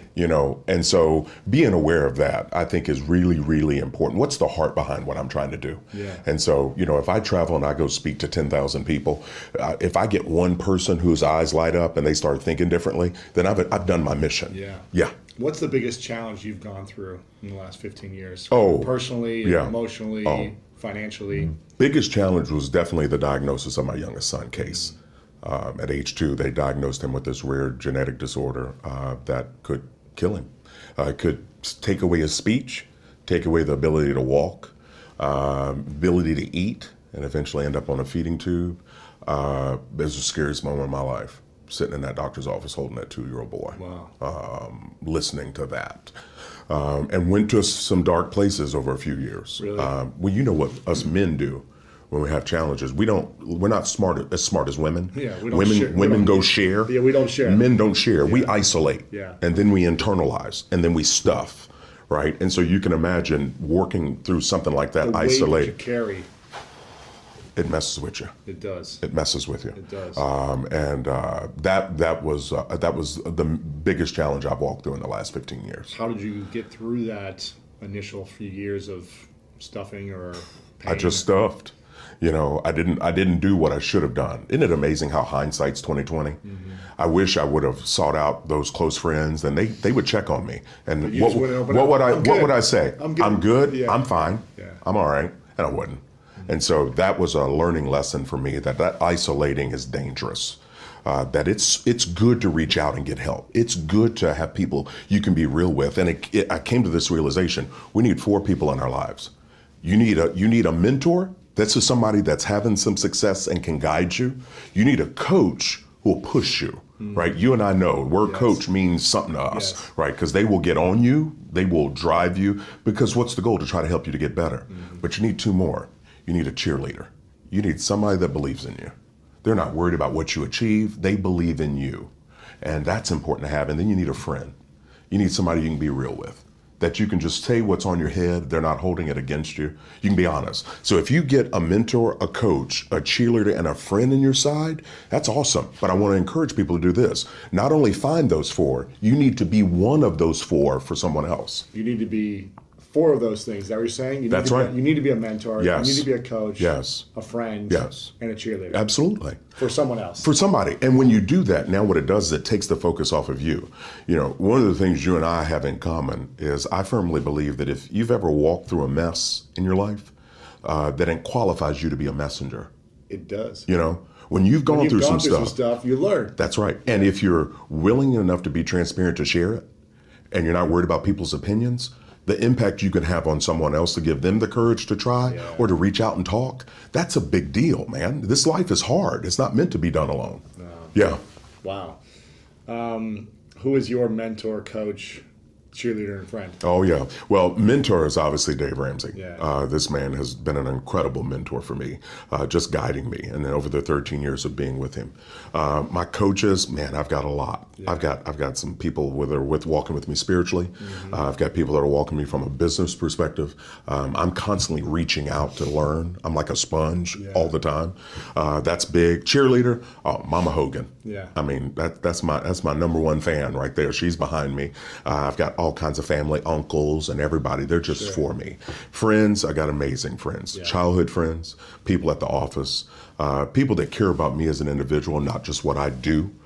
They know me. Not the book. No. They'll call me out. Yeah. You know, they'll call me out. I got a call from a buddy the other day. He goes, dude, how's the road? He goes, you keeping your head clear? Yeah. You staying focused? And he said, don't believe the hype. That's right. And so what he's telling me is, hey, keep helping people. Keep your heart in the right place, you know? And so it's good to have those accountability people to check in with you. Yeah, absolutely. And it just keeps your heart in the right place. Yeah. What would you say is your biggest insecurity, fear, or challenge right now? You've been through different phases of your life, and as you grow and expand, I'm assuming there's new challenges that you overcome and then new stuff that maybe you haven't overcome yet. Right. I think my biggest fear is, am I doing everything that I could be doing? Right? I've got 3 boys. They're hilarious, 14, 13, and 11. And these boys are my legacy. I grew up with a single mom, so my dad wasn't around.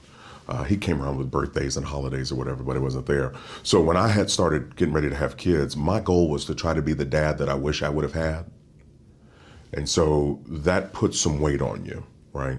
But I was hanging out with my boys, and we were somewhere, and I saw a poster of a little boy at a bus stop with a duffel bag, right? And he was just sitting at a bus stop, and I can't even remember what was under it. But I saw that little boy, and I thought of me, right? Like waiting. And then I realized, man, oh man, in my own life, like, you know, somebody somewhere is waiting on me to become what I was destined to be. And so if they're waiting on me to become who I was supposed to be, to impact their life, how long am I going to make them wait? You know? And so what that means is that I need to do everything I'm capable of doing, and some things some people say I can't do, just to be able to help that person somewhere that's waiting to hear an encouraging word or something to impact their life. Yeah. So that's something that drives me every day. Yeah. Yeah. What is it that people say you can't do? Oh man, I've had people tell me I couldn't write a book. You know, my first book came out in 2016, Retire Inspired. And I told a good buddy of mine, I told him I was working on a book. He goes, man, you can't write a book. Really? Yeah, and we were in church, right? I wanted to punch him in the eye. You can't hit people. Can't hit people in church. I got a feeling that's a sin, right, somewhere. But then later on, when I finished the book, and at the book signing in town, he was one of the people there, and I realized something. What initially he said was that I can't write a book. What he was saying was it's not something he's ever thought about doing, and it's not something that he could do. It's his beliefs. That was him, right? And so for me, that was a grow up moment. He wasn't putting a limitation on me. He was speaking his own limitation, Wow. right? And so I just remember that, and I go, oh no, limitations. And so that's where I said, I'll accept compliments from anyone, but I ain't accepting limitations from nobody, right? And that's anywhere in my life. You don't get to put a limit on me. That's what I love about, Dr. Martin Luther King. The fact that he had the courage to have a dream, but the courage to share it, that's something I want us all to have that mindset of. Stop thinking about what people say you can't do. Opinions are like yesterday's. Everybody's got them. What are you deciding in your heart to go do? Now start to go do that. Yeah. Yeah. Wow, man. So what do you do now in terms of your own wealth? How are you? You've probably learned a lot again over the last 20 years from the banking world, Yes. like selling services. You learned a certain amount to get to one level, and then you realize some things work well and some things don't work well, and then you got to another level of your wealth, and then you realize, okay, now I've got more wealth. Some things work and some things don't work, and you keep, I'm assuming, expanding. And Yes. I'm building my wealth. I realize, wow, there's always something to learn. That's exactly right. There's always stuff. Now there's taxes. Now I've got to learn how to invest my money. Now I've got to learn what's the right places and all those Right. things. So what's the phase you're at right now, and what are the biggest lessons you've learned in the last couple of years? Okay, so the phase I'm at right now is obviously continued growth, right? Because with inflation, costs are going to go up. course. So you can't hide money in a cookie jar and just put it in the ground. It's got to grow. So with me, I'm always looking, but I'm understanding risk more. These latest crazes that come out, I just cringe. Cryptocurrency is crazy, right? Bitcoin, Yeah. right? Now there's this thing out there. It's not even real. That's been given a value by somebody that's not regulated, right? And so when you look at this, you would laugh at that. But we've had people seriously pursue that. Day trading years ago was a big thing. So for me, what I'm doing is I'm trying to be smart with what I do, but I need to be crystal clear on what not to do. Meaning, I don't want to take unnecessary risks. What are the things that are non-negotiable you won't do? I'm not doing debt. I am not doing debt. So what's that mean for people? That means I don't borrow money. I'm not looking to borrow money to leverage, borrowing money from my home to invest, no leverage schemes. I don't borrow at all. And I'm crystal clear on what it is I'm doing, meaning the longer range view. Lewis, what I started doing years ago was I started making 2-year decisions. I wanted to make a decision today that I look back on in 2 years, and I'm glad that I made it. Now imagine What are some of those decisions? Oh gosh, well, staying allergic to debt. I have people come to me all the time with business opportunities. They're like, Hogan, listen, if you put in this amount, we're going to do boom, boom, boom, boom. And in looking at that, I have to be smart enough to say no, right? That if it looks too good to be true, we know it is, right? But I think it's more about I think I've made more money by not doing things than I would have by going down a path. And did you invest in certain things early on where you're like, yeah, that seems like fun and interesting, and you're like, I never got my money Oh yeah, back? no, I learned my lesson. I've invested, I think, 8 startups over the last 8 years, and guess how much money I've made? How much, Lewis? 0. How much did you invest? Give me a Luckily, ballpark. probably about 250 to 300 grand. Okay. Luckily, All right. not that That's much. not For as me, bad. I wasn't going big on it. Right. I was like, let me just dabble. Yes. Let me just get in the game, play with it. That's right. It's okay if I lose it. Right. I had the mindset I'm gambling. Right. Well, and that's exactly what I did. But I here's wanted it. to learn. And you know what? You paid a dollar amount, but you learned some stuff. I learned some stuff. You know what you're not going to do Exactly. ever again. Exactly. And see, to me, that's valuable. Yeah. Because obviously, as things grow and profiles grow, the risks grow. Yeah. The bigger things come. So I just want people to take, that's why my website's chrishogan360.com. I want people to take a 360-degree look at a lot of the things they're doing, their business, their life. Like, look at this and make decisions about what you want. Like, I'm crystal clear on what I want, but I'm absolutely certain of what I don't want. I don't want failure. I don't want negative attitudes around me, right? I want to make sure that I'm impacting people. Yeah. Yeah. It's powerful. What are the things that you, so you don't borrow debt? Nope. And so what's that mean? It says you can't start something unless you use sweat equity, unless you have the money. Pay cash. Pay cash. Pay cash. Yeah. So that means for real estate, right? If there's a property that I want to buy, I don't go to a bank. You don't get a loan out. Nope. I save up and pay. Now, what does that make me do? It makes me have patience. That means I'm not don't letting. get everything you want now. That's exact. Well, and that's, you have kids yet? No kids. Okay, so you got freedom and money. Okay, all right. I'm sending one of my boys to live with you. Exactly. But kids want what they want, and they want it now. Yes, you do. Right. Give it to me now, Dad. Right. Yeah. And so if as adults we do that, that's dangerous. That's why the average credit card debt right now is 15 grand. People have 45,000 in student loans. Car payments of $600 or more a month. So for me, I look at debt as a thing that limits me from doing what I want to do, not getting me there faster. Now I'm old school. Now I did my stupid. I did single stocks. I did all those things and I lost a lot of money. But looking at it, what I was trying to do was to get rich instead of build wealth, right? And there's a difference. Between getting rich and building That's wealth. right. What's the difference between getting rich and building Getting rich is where you want to quickly get money, right? And these are the lottery winners that I've talked to. They got money in really, really quick, but they also lost it really, really quick. So building wealth is a long-term view, meaning you can have some fun and enjoy some stuff, but don't get so focused in the enjoying that you forget to plan for the future, right? What's the YOLO? That's the hipster phrase. You only live once. Well, in my mind, if you have that mentality and you believe that, Be broke for a long time. that's right, because you're doing everything for today. So anyway, I want people to have just awareness. Like you can have some fun today, but let's also make sure we're doing some things, using the 401ks, using SEPs if you're self-employed. Put some money aside so it can start to grow for you. Talking to these millionaires, the number one thing they said that caused them to build wealth was employer-sponsored retirement plans, 401ks, 403bs, and Roth IRAs. So people out there that are self-employed, the SEPs, solo 401ks, you've got ways to be able to invest. And that's what I want people to do. And so wealth building is a long-term view. Getting rich is a quick hit. I don't want a quick hit.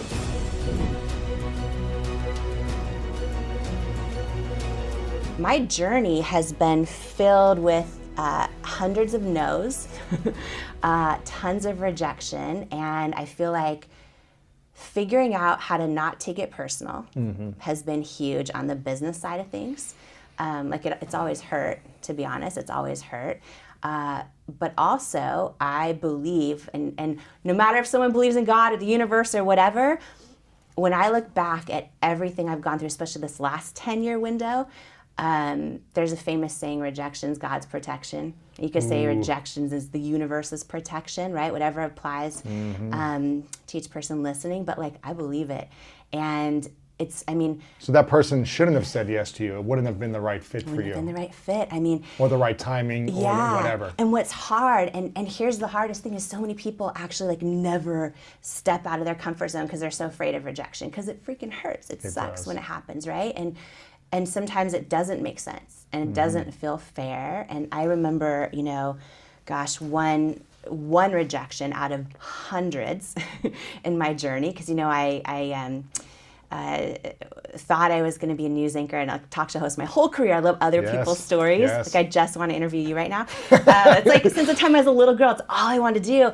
And I was working in my dream job as a news anchor, and I started getting this skin condition called rosacea, which is bright red, and there's bumps and all kinds of stuff. And I thought I was going through this big setback in my career, and I would be anchoring the live news, and I'd hear from the producer in my ear, there's something on your face, there's something on your face, and I'd be live, and they were you need to wipe it off, you need to wipe it off. And I knew... Then it'd probably get worse. Yeah, because the stress. Flaring up more, you're ah! I'm and I knew there wasn't anything I could wipe off, and I started going through this season of self-doubt where I started thinking, okay, am I going to lose my job? Am I going to lose viewers? Is my boyfriend still going to think I'm cute? All those thoughts that we tell ourselves. And I started thinking I was in this big setback, but what it was really was a setup for what I was supposed to do. Right. And I think so often our setbacks are setups. It's just hard to see it at the time. And I started, trying every makeup out there, from the most expensive to the least, to everything. I couldn't find anything that works. And I made this decision to literally leave my dream job. I think sometimes knowing when to let go of a dream is as important as knowing when to go after one. And I feel like so many people are always just don't give up, just don't quit. But I actually think that doesn't always apply. I think that the victory is knowing when to hear yourself and trust yourself and let go of a dream or step into one. But what I didn't know was stepping into that dream would be faced with 3 years of constant rejection. So from the moment I quit my job and my husband and I wrote our business plan on our honeymoon flight to South Africa, got back, dove all in, put everything we had into a product. And once we finally had a product that worked for me, I just thought like, oh, it's gonna sell. It's just gonna do well, right? And it was literally 3 years of every single beauty retailer, like all the ones I loved and the ones I thought, oh my gosh, like I put them on a pedestal and I thought, oh, they're gonna love this because it works, you know? And so I would send it to Sephora and Ulta and QVC, all the places, and they all said, like every one of them said no. For 3 years. For 3 years. We got down to under $1,000 in our bank account, which was our company and personal combined.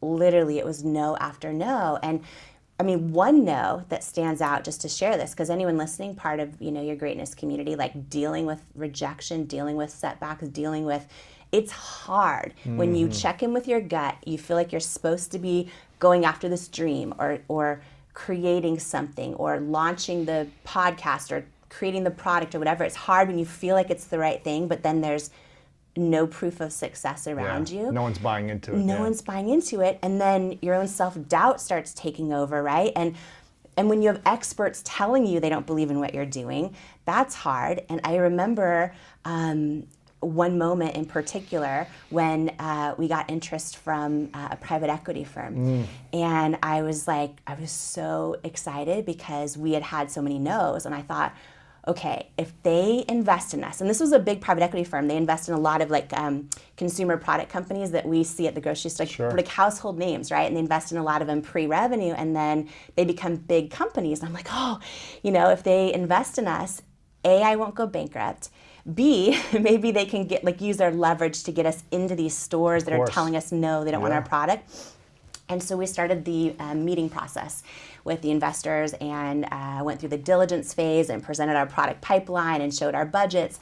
And I'll never forget the final meeting. And my husband, Paulo, who you know, he was there. And then the head investor was like 3 feet from me.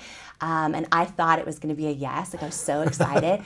And he literally was like, you know, thank you. We're really, we want to congratulate you on your product. We think that it's awesome. We want to wish you the best, but it's a no. We're going to pass on investing in IT Cosmetics. And I was like, okay, can you tell me why, right? Because like feedback's usually a gift, not always. And I was like, can you tell me why? And he looked at me, and he's literally 3 feet from me, and he says, do you really want me to be honest with you? And I said, yes, please. And he says, I just don't think women will buy makeup from someone who looks like you with your body and your weight, right? And so this was a moment. When he said that, I don't think women will buy makeup from someone who looks like you with your body and your weight. It was this moment where I was like looking at him, right? And it was almost like watching his lips move in slow motion. And I remember two big things from this. I remember like my whole body flooded with like a lifetime of body doubt and self-doubt. And God doubt, you say. Yeah, God, everything. But it felt like I was staring my fear like straight in the eye. It was almost like it wasn't even about him in this moment. And I knew like, you know, that two things. I remember that, and I remember this moment in my gut that told me, even though I was in pain at the time and it hurt and this was like a big rejection, I also felt this really strong moment of feeling like he's wrong, like a knowing, like a deep knowing. But I also knew that like if I was ever going to prove that, I would also have to truly believe it. You know what I mean? And it was tough. I went to my car and cried and didn't know what we were going to do. But one thing that, and I did a lot of things wrong in my journey, and I share those in the book, but one thing that I did right was like through all the rejections, actually never took them personal. And with him, I felt no anger toward him. And I had this big moment. So two big things happened. And then I want to tell you the full circle. The whole rejection's God's protection and rejection's the universe's protection. I have to tell you like what happened. This is for anyone listening going through a setback or rejection right now, because I have hundreds of stories like this now after building this company and hiring over 1,000 employees and all the stuff that we've done on the way. Okay, so two things. One is when I was creating this company, right? And you know, you hear about you've had people on your show talking about finding your why and finding your mission and all that kind of thing, and everyone knows about that, or a lot of people have read about it. And I think knowing your why is important for any goal or any dream. But two things happened. When I created the brand and I was like, why can't I find any product that works? Like, I don't understand this. This was when I was working as a news anchor. I had this moment where I realized, oh my gosh, my whole life, even when I was a little girl growing up, all I ever saw was TV ads or magazine ads. I loved them. Like, I loved them, and I always saw the models, and I always like aspired to look that way. But they all always had flawless skin. I never saw anybody that had rosacea or any type of challenges. And I realized two things, that I always had aspired to look like them, but they also always made me feel not enough, because you could never look like them. Yeah, what was called beautiful, I didn't see myself in, right? And so I had this whole idea, which is part of why all the retailers were saying no in the early years. I had this idea to not just create products that work, but let me show models, all different people, every age, skin tone, skin challenge, gender identity, skin problems, size. Like, let me just show real people and prove this product works. Like, let me go on QVC and prove it live. Let me show my own rosacea. And I just thought, if people can see people that look like them, this just makes sense to me. But all the experts said it didn't. So back to me standing there with this investor saying, I don't think people will buy makeup from someone who looks like you with your body and your weight. After I went in my car and cried, rejection always still hurts. I also just remember feeling like, wow, he's passing on investing in my business. He's making a business decision because of exactly why I'm starting this company. Like, he's just as much, I don't want to call it a victim, but just as much impacted by the definition of beauty that's out there. And he's literally passing on investing in my company because of it. And so it drove my deep why for like why I was building this company. And I took that rejection as fuel for like, oh, this has got to change, right? And for me, it was like, let me build a company where we show all types of beauty, where it wasn't even just about selling product. It wasn't about solving my own problems. And even though I want to help millions of women and all that, the real why was like, can I shift culture and beauty for every little girl out there who's about to start doubting herself, and every grown person who still does. And so like that drive fueled it. And not being afraid of rejection is so huge. And it's really huge for women because it prevents a lot of people from even trying. And it hurts. It always sucks. It never feels fun. But I got rejected so many times on this journey.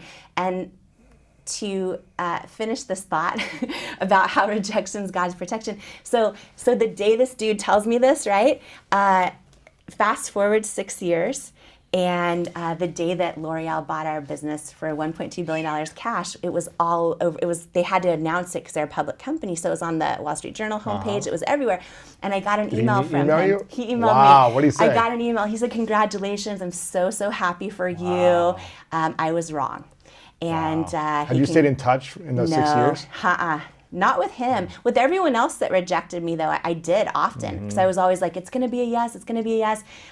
With him, here's and this was 6 years, right, until this moment happened.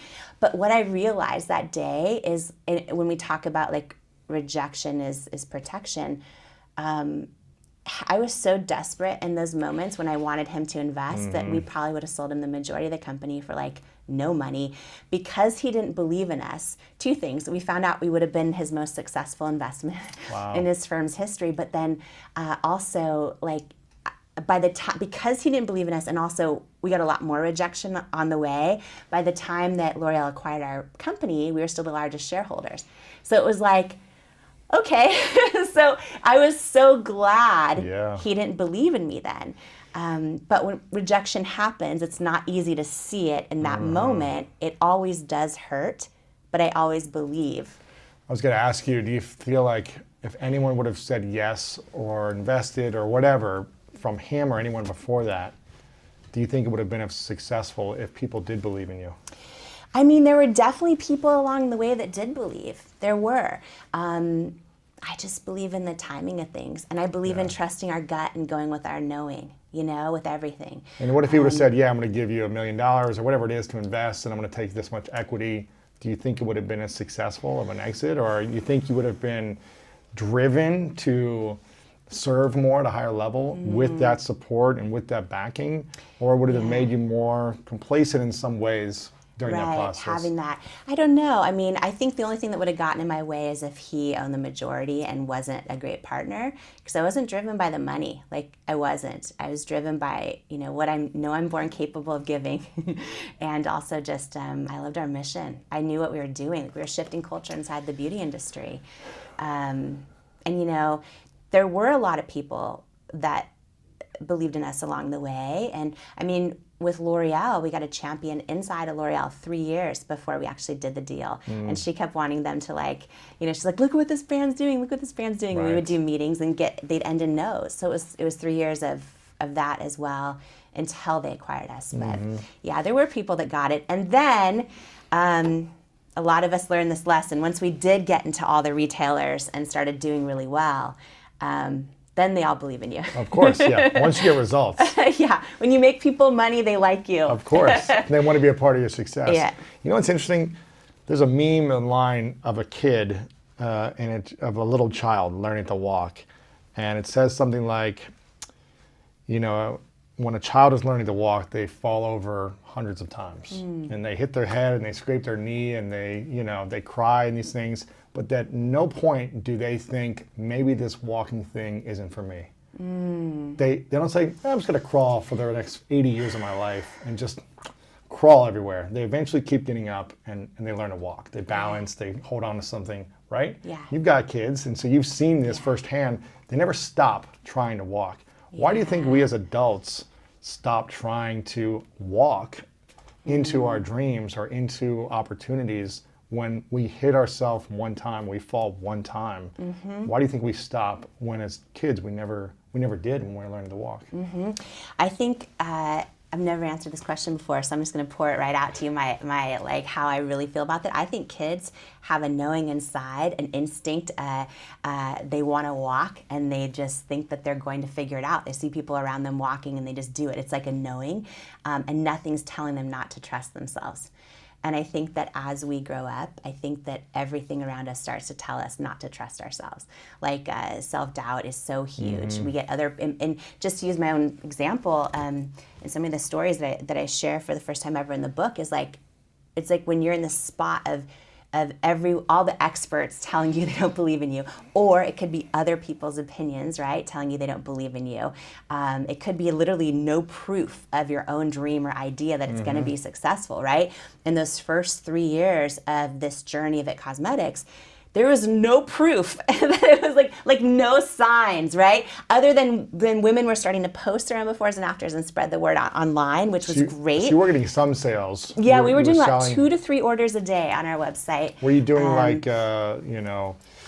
you going and showing it in person at live events? Were you doing QVC at this point? No, not. So QVC was our big first yes, and probably the scariest. Probably the biggest life and business lesson I've ever learned was when did that come? After 3 years? Yeah, after 3 years, So the first 3 years, were you going to grocery stores and, I tried everything, going to the fairground, any trade and anything, show, anything online. We Farmers couldn't afford markets. to advertise. Right.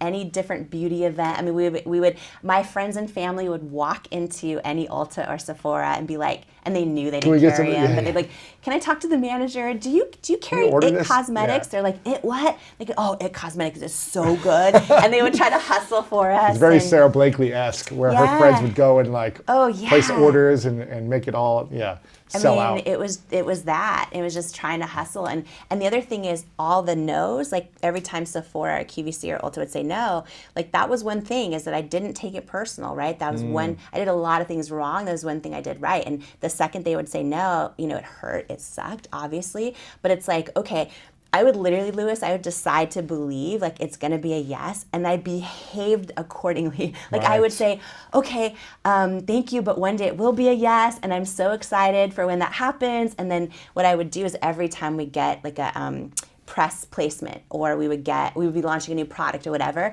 I would send that buyer who kept saying no, and I'd be like, great news, we just got, in this magazine or whatever, and one day when your customers get to try this in their store, they're gonna love it. And I think they probably thought I was crazy, but I just decided to believe. You've got to be relentless in following up too. Yeah. You can't just hope that they find out about you. You've got to constantly be following up the way you did, right? Yeah. They're not going to look at the magazine and see it. They're not going to see Right. your sales numbers unless Right. you tell them over and over again. Yeah, and I know you're big on LinkedIn and everything. I would literally scour LinkedIn for any person who worked at Sephora or Ulta or QVC. Friend them and message them. Everything, Yeah. and then try to send them a sample. I mean, it was like everybody. It was, and we couldn't afford to hire anybody. So we got so lean and so scrappy that like in the early years, my middle name's Marie, and so Marie got her own email address. So Marie at cosmetics.com was like head of customer service, and I would pitch all the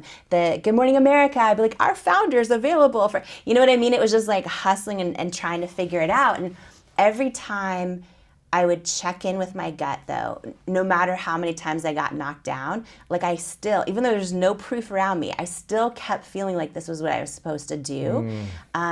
And I made the decision to trust it through those years of no proof around me. And that's the hard thing. And I feel like when you talk about why does a little kid keep trying to walk, but why do most of us just give up?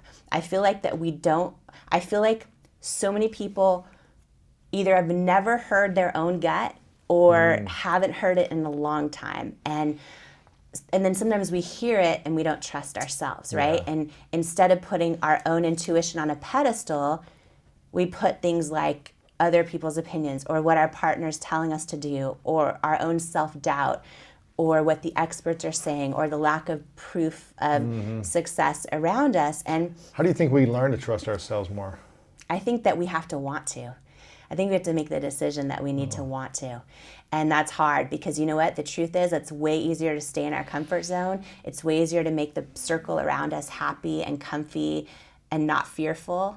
It's way easy. And I think that chips away at our soul when we do that. I think every person knows, like I think we know deep down inside if we're created for more and we're supposed to give more, if we have more inside of us to give or to serve or to love or to live. I think we all know that deep down inside. And I think that if we don't do something about it, I think it chips away at our soul, and I think we end up literally talking ourselves out of our own truth and literally never becoming the person we're born to be. I know that sounds dramatic, but I think it's true. And I think that I think that's the easy route. So I think the first thing is you have to want to.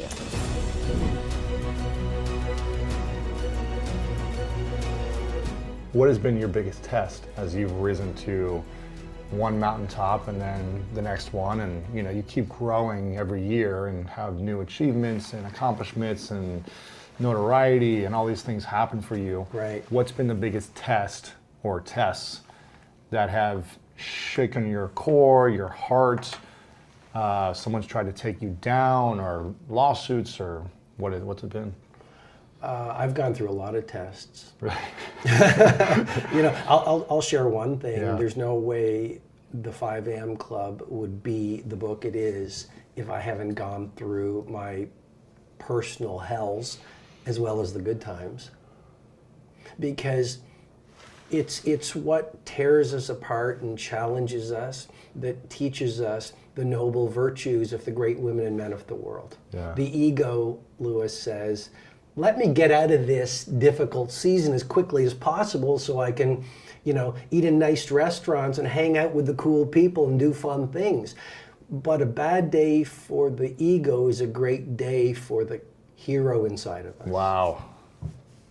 And so the real game of the titans and the legends isn't an easy life and a pleasurable life. And the real game of the heavyweights on the planet is how can I use those difficult times? Sometimes we get them every day, little things, right? But how can I use these to enrich me and to introduce me to my primal genius and the natural hero within me? Here's what I mean. So I've gone through situations where, people have tried to take me down. You're absolutely right. I've had 10 years of my personal journals where I pour my heart, my confusion, my pain, my hopes, my dream. I've had those, I'll just simply say, taken. Wow. Which taught me detachment. Wow. Like Lewis, imagine, do you journal? A little bit, here and there, yes, a little bit. Okay, journaling is like incredible. It's powerful, yeah. For self-excavation, for creativity, productivity. We can get into epigenetics. You know, if you want to rewire your psychology as well as your heart set, journaling is powerful. But I've had those taken away from you. Just taken away from me. 10 years of journals. Oh, 10 years of journals. Oh my God, all your private thoughts. All my and private thoughts. Fears. Exactly. So that's just one thing that I've gone through. So what was the lesson there? Learning detachment and letting go. Not caring about the opinions of others? There's been another time of my life, and I don't think I've ever shared this publicly, but where there was a situation where I could have lost everything that I've spent 22 years in this field of leadership and personal mastery building, which again taught me what real wealth and success is all about. I mean, there's a line in the 5 a.m. Club, which is your peace of, nothing is worth the price of your peace of mind. Right. And, you know, I'm good. Like I live a wonderful life. I'm extremely grateful. And yet, if I just had my family and their good health and my good health and work that's creative and a nice mountain bike to ride in the morning, I'd be fine. I don't need much. And another thing, you asked what I'm struggling with or what I've struggled with. I think one of the greatest ones is we struggle with our own self-doubt and our own insecurities. And I just sort of to hold my heart in my hand here on this podcast where you influence and impact millions of people. I don't want anyone to think that I'm anyone special.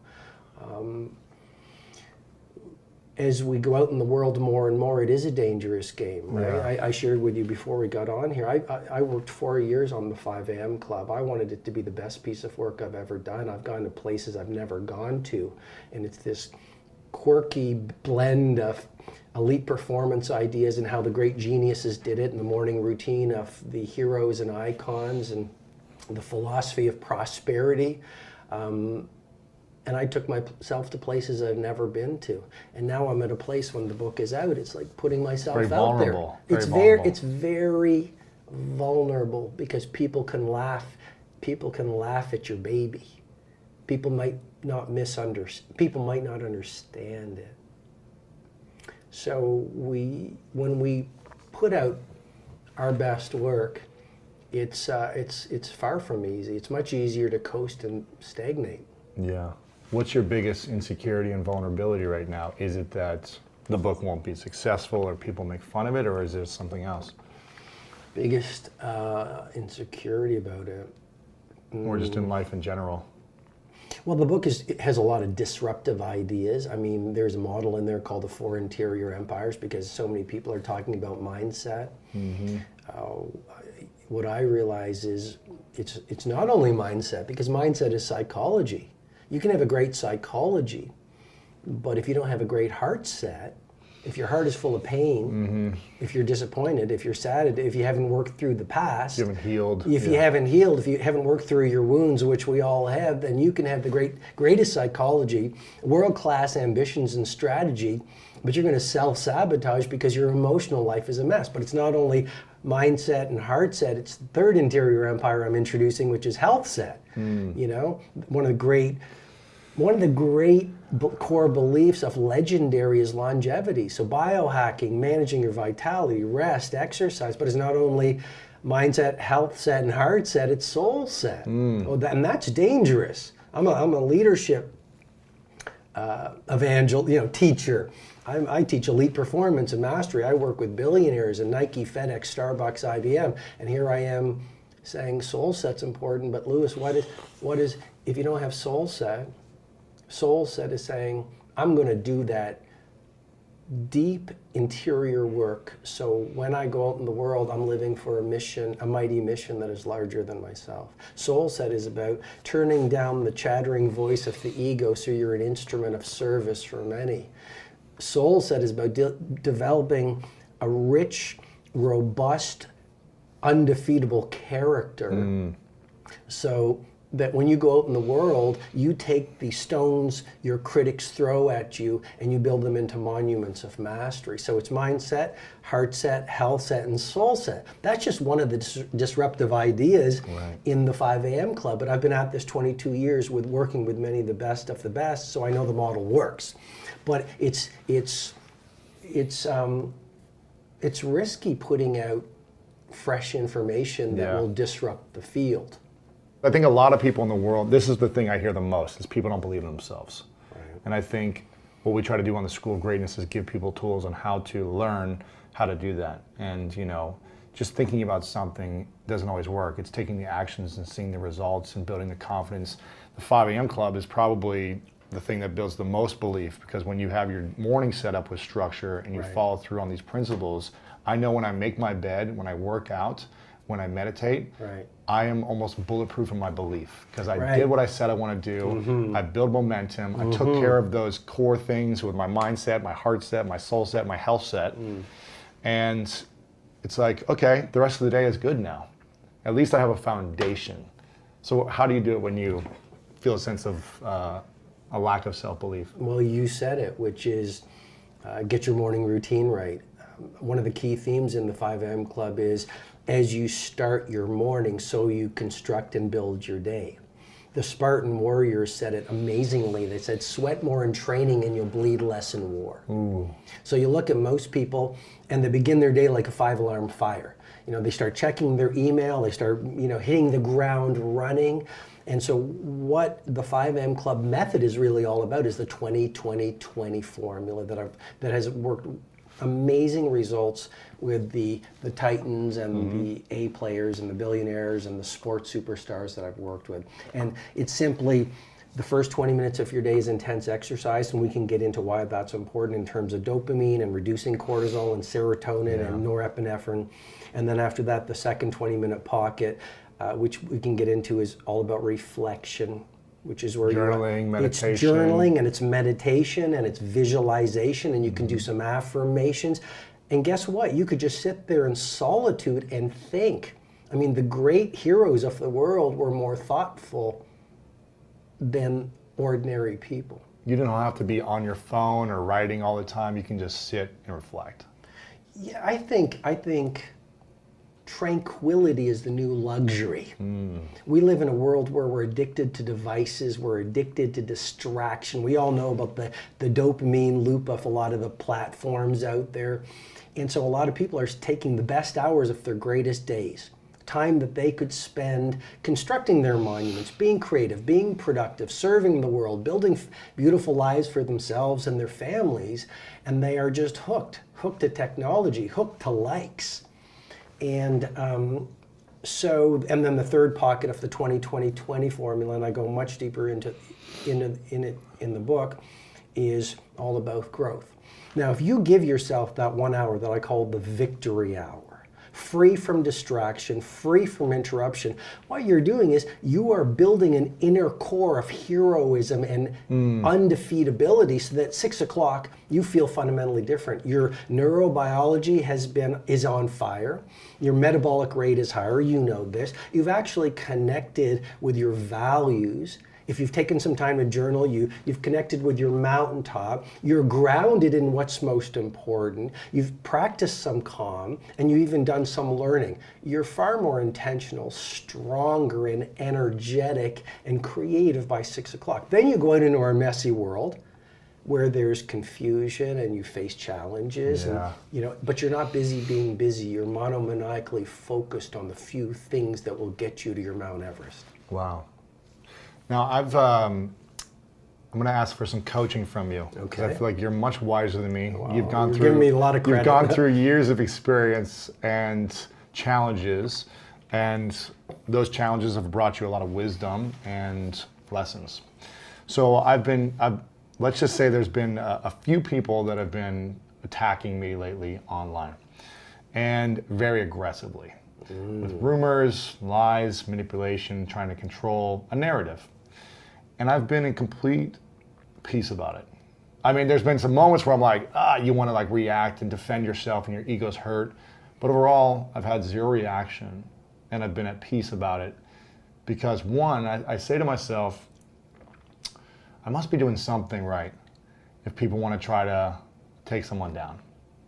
Two, I say to myself, gosh, in 6 months, a year, 10 years, this is going to give me so much more wisdom to be able to serve humanity at a higher level. And three, it's purging my ego and attachment to the way I want people to think about me. But I'm curious if you have any coaching for me or wisdom that I should be approaching through all this, and if this happens again from whoever in the future. Well, Louis, you know, I appreciate your humility. You don't need coaching from me, you know, but I appreciate your humility. Here's my suggestion, because I've gone through this as well, and for all your listeners from across the planet, as you go out and bring your gifts and genius to the world, as you stand for something higher in a world with a lot of people suffering from victimitis, excusitis, as you bring your glory to your days, you're going to threaten people. I was in the Barcelona Picasso Museum in the Born District, and there was a quote on the wall in the Picasso Museum that said, people were terrified by the genius of Picasso. So the more you shine, the more you're going to attract shadows and darkness. Wow. So here's what I would say. I've actually worked out in my journal what I call the troll deconstruction. Wow. Is this the journal that got stolen? It's not the one that got stolen, so I still have it. Okay. But that's why journaling's so powerful, because you can actually deconstruct and figure these things out. Sure. Okay, so here's what I would say. The people who are attacking you, critics and cynics are frustrated dreamers. When they were kids, they were full of awe and wonder, because that's our natural state. But something happened to them as they moved out in the world and pursued their dreams and ambitions that caused them to contract. And so now there are these armchair critics that see Lewis Howes doing amazing things. Well, you actually model possibility for them. The possibility that exists within their mindsets, heart sets, health set, and soul set. And it's much easier for them to try to tear you down than lift themselves up and get in the game themselves. So that would be the first thing I'd say. The second thing I'd say is everything in life, you know, Mr. Riley, one of the characters, towards the end of the 5 a.m. club, gets into the philosophy behind greatness and genius and world class and legendary on a Franschhoek, South Africa vineyard, and he writes a series of letters that are transformational for the other characters. And one of the things he talks about is trusting your art. So I think these people who are trying to tear you down are actually your spiritual friends. How so? Well, because they are causing you to trust yourself more. I mean, they are strengthening your resolve to pursue your mighty mission. They are helping you. They are touching the wounds within you and the insecurities. And we have a choice. We can blame, which is losing your power, or we can say, how can I use what they're activating within me to heal these wounds, grow stronger, and build the relationship with my primal genius even more. And this is not a platitude, and I'm far from a motivational speaker. Like you've mentioned, I've been at this over 2 decades, working with the best of the best. You know, billionaires and sports superstars and a lot of the Fortune 500. And I say that because there are no extra people on the planet today. There are no extra people? No. Every single one of us has a primal genius inside of us. Our natural state is awe and wonder. Our natural state is energy. Our natural state is a heart full of love and a mind full of ideas and a soul that shines brightly. You see, and that's why the people who live like that, whether it's a Shakespeare or a Catherine Graham of the Washington Post, whether it's a Kobe Bryant, I loved your interview with Kobe Bryant, a Kobe Bryant or a Mother Teresa or Nelson Mandela, like all the fascinating people in the world, they just model possibility for the rest of us. Our natural state is greatness. But what happens is, I was in Thailand and I saw the Golden Buddha.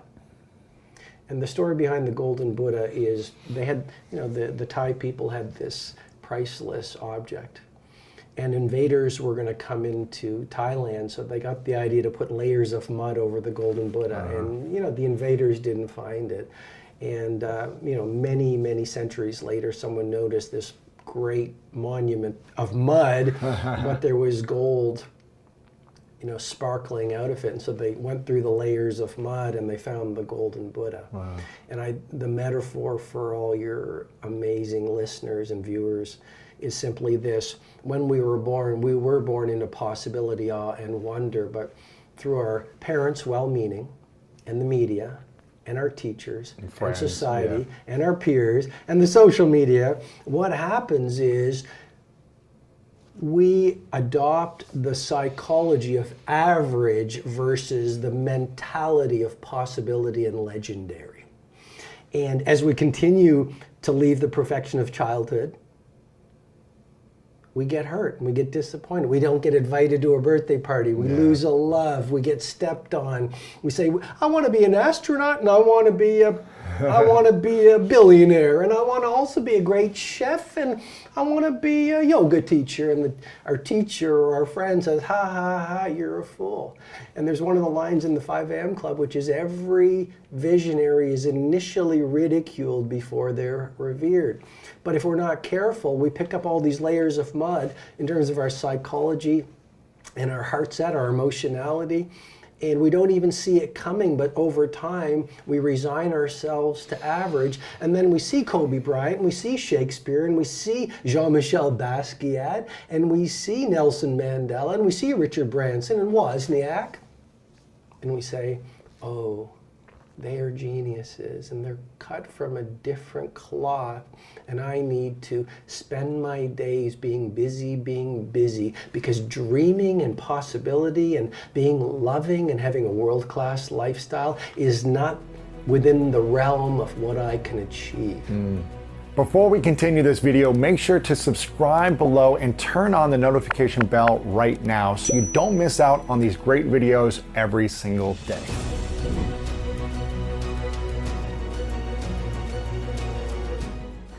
Why is it important to be thinking of giving and contribution in order to generate wealth? When people say that, well, I don't have much to give.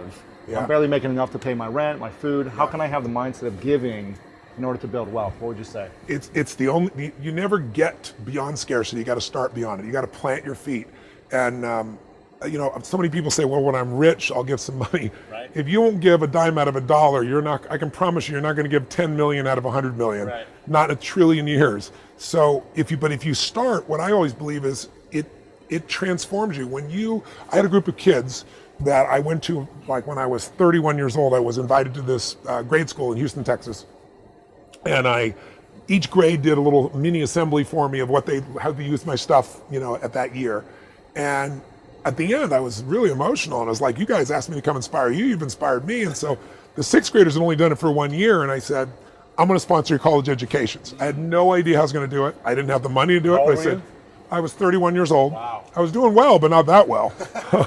And I said, I'm going to pay for your college educations. But I said, here are the rules of the game. And I just made it up while I was right there. I said, you got to keep it B average. I'll get you mentors. There's no excuse not to be above average. You got to not use drugs. You not get yourself in prison. And you got to give me 20 hours of community service a year. Wow. And the reason I did that is I don't have a college education, but I knew if I got these kids who thought they needed something to be the ones to go give something, it would change their identity, it would change their life more than college. Right. And ironically, I think we had 70 kids originally. I lost 95 kids I was going to lose. I lost the first year. It was like 30 kids. And the reason was their parents did not want them to have to do community service. They said they should be receiving, they shouldn't have to work. And it was just staggering to me. Wow. But the ones that did it, some have PhDs now, went through that process. So I really believe that the secret to living is giving, as corny as it sounds. I had an experience where I was driving on the 57 freeway, not far from here in San Gabriel Valley, and it was midnight. I was driving my 1968 Volkswagen Bug, Baja Bug, and I was been in business for, a year and a half, and I was working my guts out, and I was so frustrated because, I always say that most people overestimate what they can do in a year and they underestimate what they can do in a decade or 2 or 3, right? So I'd been working for this year and a half as hard as I could work, and nothing was working at the level I wanted. And I was so frustrated. I was mad with myself. I was mad with the environment. I was feeling overwhelmed and stressed. It's midnight. I'm exhausted. And all of a sudden, this thought hit me, and I literally pulled over on the side of the road. And I've always kept physical journals. I still have the journal to this day. And I wrote on this one whole page, "The secret to living is giving." Wow.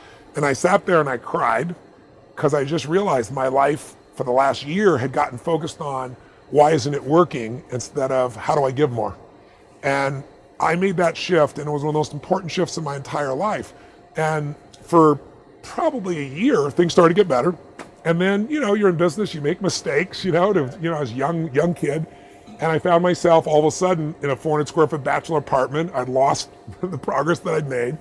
And I was so broke that I wrote about this at the end of my book because I was trying to think, how do I get this thought across to somebody? And the most seminal moment for me was I had, $21, $22, whatever it was, to my name. I'm living in a 400 square foot bachelor apartment. I'm feeling sorry for myself. I'm watching Luke and Laura on General Hospital. I mean, I was a mess. I was a total mess. And I realized I've not paid my rent and I'm out of money. And I don't have any prospects for some new cash in the short term. How am I even going to eat? So I decided to go to this all-you-could-eat salad bar that they had around the corner of this place called El Torito. Still there in Marina Del Rey. And I lived in Venice. So it was about a 3-mile walk. I didn't take the car because I couldn't pay for parking, for the gas. And I walked there and I went in and I had this meal where I basically loaded up for the winter. I ate plates of food, just tacos and salads and everything else. And while I was sitting there, there was this little boy that came in. He opened the door and he was wearing this little vest, this little suit. And he, probably 9 years old, something like that, 8, 9, 10. And he held the door open and in walks behind him this beautiful woman who was clearly his mother. And so, I definitely took it in. And then he sat down, he pulled out the chair for her, and he was just so attentive to his mother. He was just so with her that honestly, I was moved. And so I finished my meal, and then I got up and I paid the bill, and it was like $6 in those days, for all you could eat salad bar, whatever it was. And so I had whatever's left, $17, $18, $19. And I walked over to this little boy before I left. And I said, hi, and I introduced myself. I said, I'm Tony, and he told me his name was Paul or whatever it was. I don't even remember his name. This little boy. I said, Paul, I said, you are a class act. I said, I saw I held the door open for your woman. I saw how you pulled up the chair for her. I said, taking her out to lunch like that is really cool. And he goes, well, she's my mom. Right. And I said, that's even more cool. And I said, taking her to lunch. He goes, well, I didn't take her to lunch. He goes, I think he said he was 8 or 9. He said, I'm 9 years old. I don't have a job yet. And I said, yes, you are taking her to lunch. And I reached in my pocket and I took all the money I had left, whatever it was, $17, $18, $19, and I dropped it in front of him. I had no plan to do this. It wasn't like manufactured. I wasn't trying to impress this woman.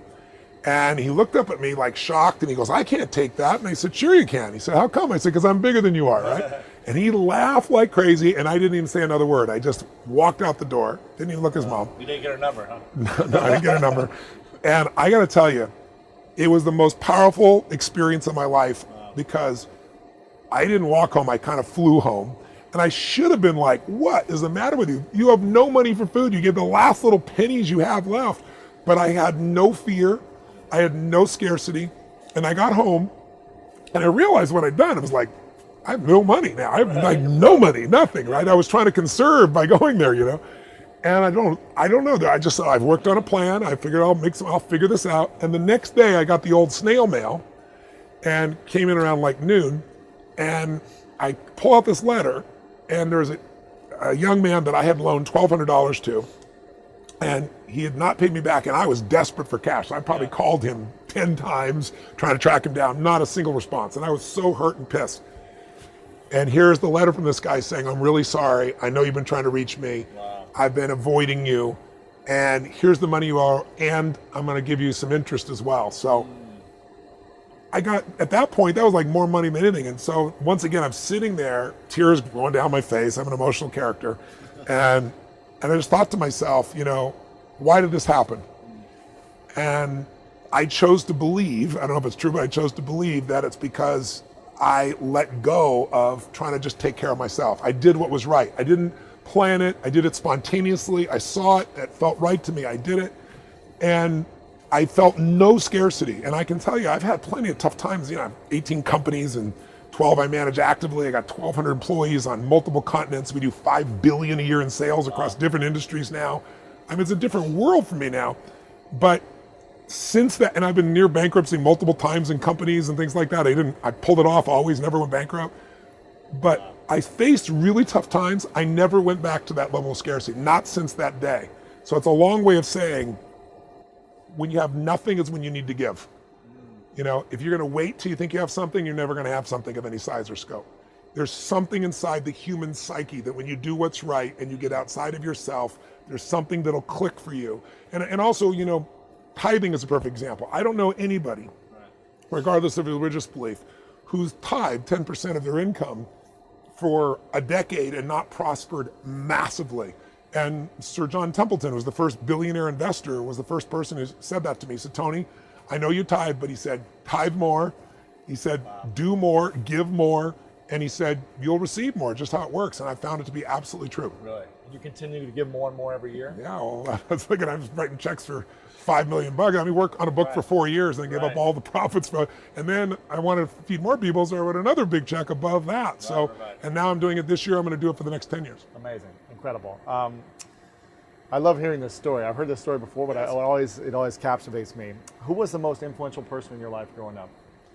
Well, my mom was, in that she taught me she demanded that I show up in a different way than most people would.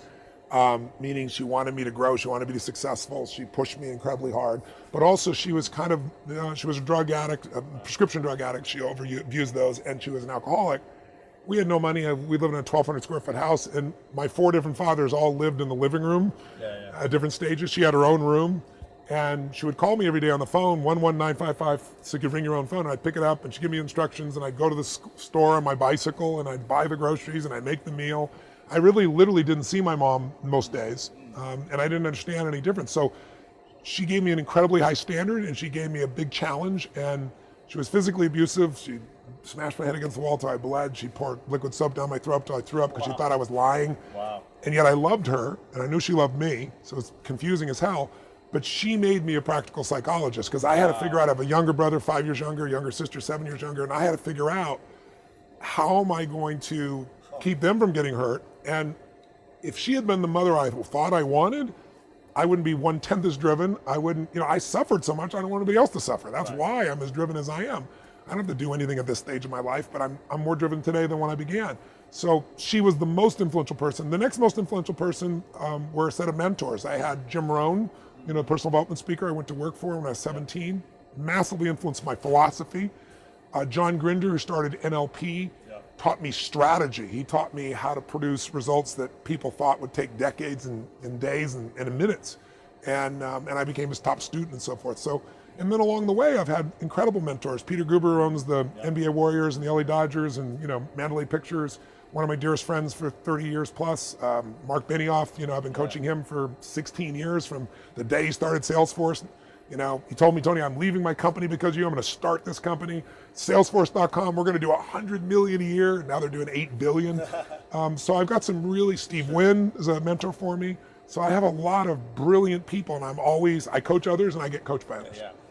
You've been doing the work for 40 years, right? Well, not quite. Almost 40 years. 39. It's my 39th year. 39 years. 39th year. This is a question a friend of mine, Ed O'Keefe, asked. He said, with all the tools you've learned and the wealth of information over 39 years, almost 4 decades, the strategies to break people through, to help them overcome their challenges. If you had to strip them all away, you can only use one strategy or one thing to use. What would that be? I wouldn't. Part of why I'm effective is because I don't buy that. I'm always looking for more strategy because one strategy will work with one person, not with another. But philosophically, I would say that the capacity to strengthen and increase your hunger is the one common denominator amongst the most successful people. Richard Branson's a good friend of mine, and Peter Guber, Steve Wynn, all these guys, they've never lost their hunger. Most people are hungry to achieve a certain amount, make a certain amount of money, and then they get comfortable and relax, or to get a certain level of fitness, and then they relax. But, Richard is as driven today as when he was 16 years old starting. I mean, he's like on fire, and he's 65 years old. Warren Buffett is 85 years old. He's as driven today as when, you know, he began the journey, right? And so people that have that hunger, I believe intelligence, I love people that are wickedly smart. And I work to be wickedly smart by educating and training myself and so forth and training my brain. But there's a lot of intelligent people can't fight their way out of a paper bag, right? Absolutely. Hunger is the ultimate driver, because if you're hungry, you can get the strategy, you can get the answer. If you can't model it, you can find it. So hunger, modeling would be maybe the next best skill, knowing that success leaves clues. Like, why reinvent the wheel? If someone took this plane, was Mickey's plane, who owns the Miami Heat and owns Carnival, right?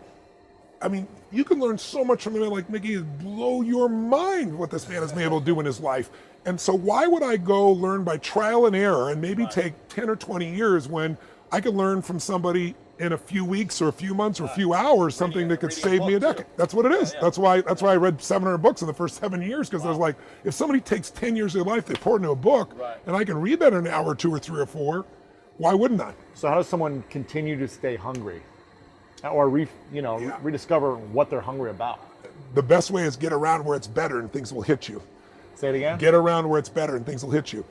Who you spend time with is who you become.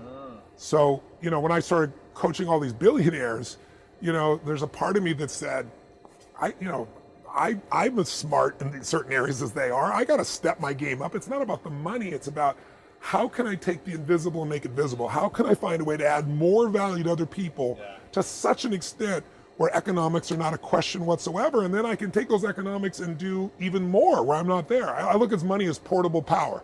I can leverage my money to do things for people even when I sleep. Now, I love doing these for people, and I work 18, 20-hour days still, but it's really nice to have the leverage of that as well. Sure. In a few sentences, what would you say is your current vision for life? What's the vision you have, and what's the legacy that you want to leave behind? I saw, have you seen Hamilton, the play in New York? I hear it's incredible. Everyone's raving about it. You've seen it, right, Nick? Yeah, it's amazing. Isn't it extraordinary? It's amazing. Yeah, I loved it. I thought it was might be a lot of hype, but it was as good as the promise. Really? There's a line in Hamilton that I thought was really interesting. It says, legacy is planting seeds in a garden that you'll never see. I thought it was really interesting.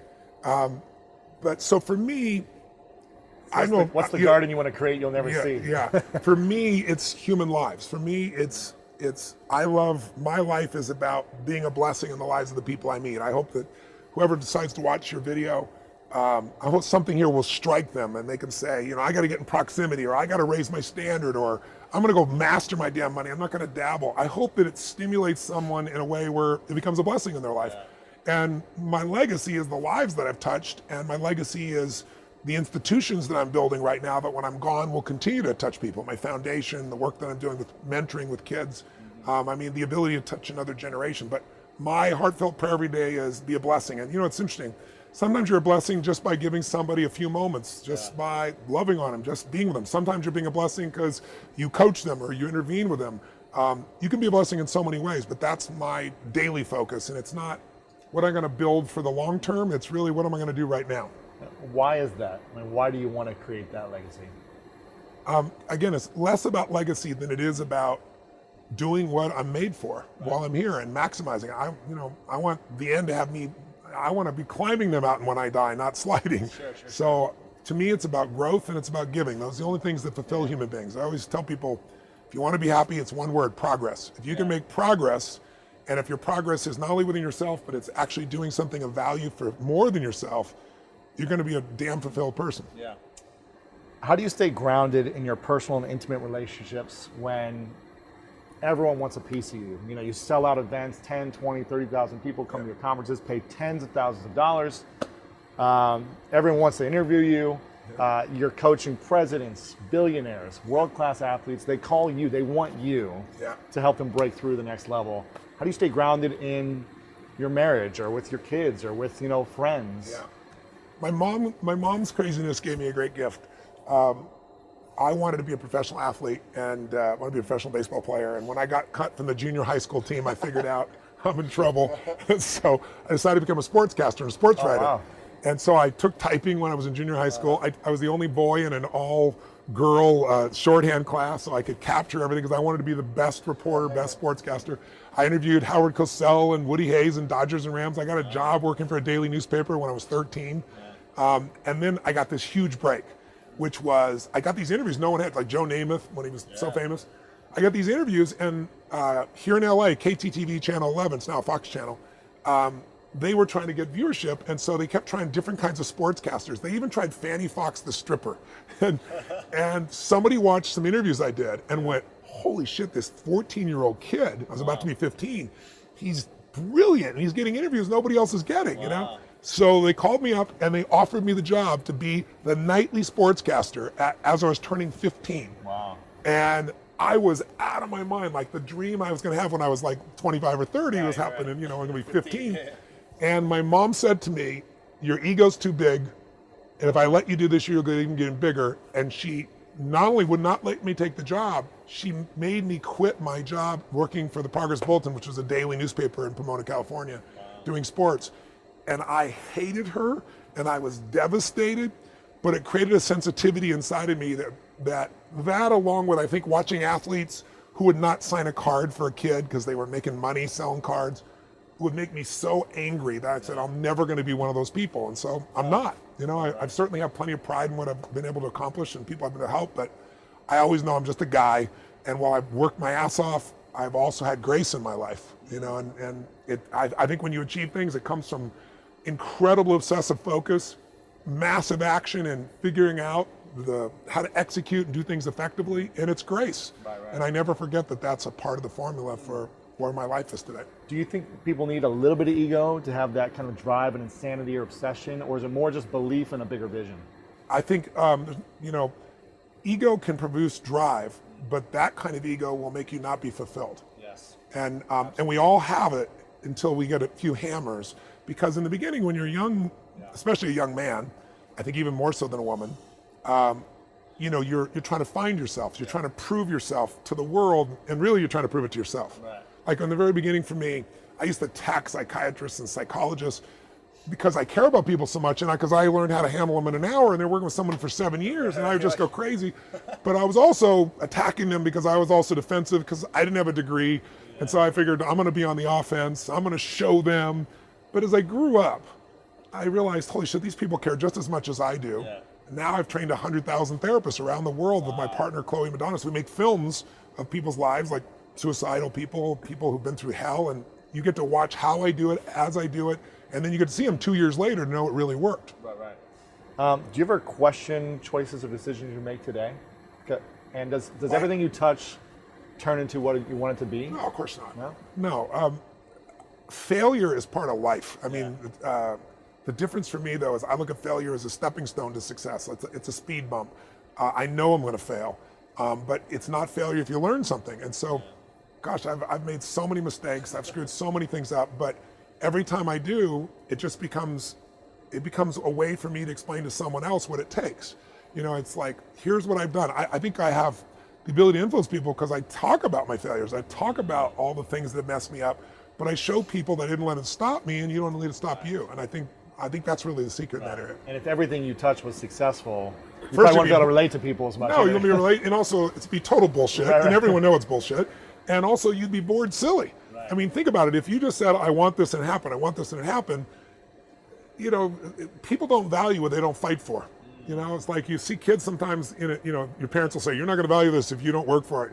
And your kid going, I'll value it, just give it to me, right? But it's true. Yeah. You know, the things we've worked the hardest for, we value the most. Yeah. So I think, you know, the purpose of a goal is not getting it anyway. The purpose of a goal, you know, is who you become. If you're looking for more greatness in your life, make sure to check out this video right here. And also check out our free PDF, The 3 Secrets to Unlock the Power of Your Mind to help you change your life. Download it right here. I really would love to be successful.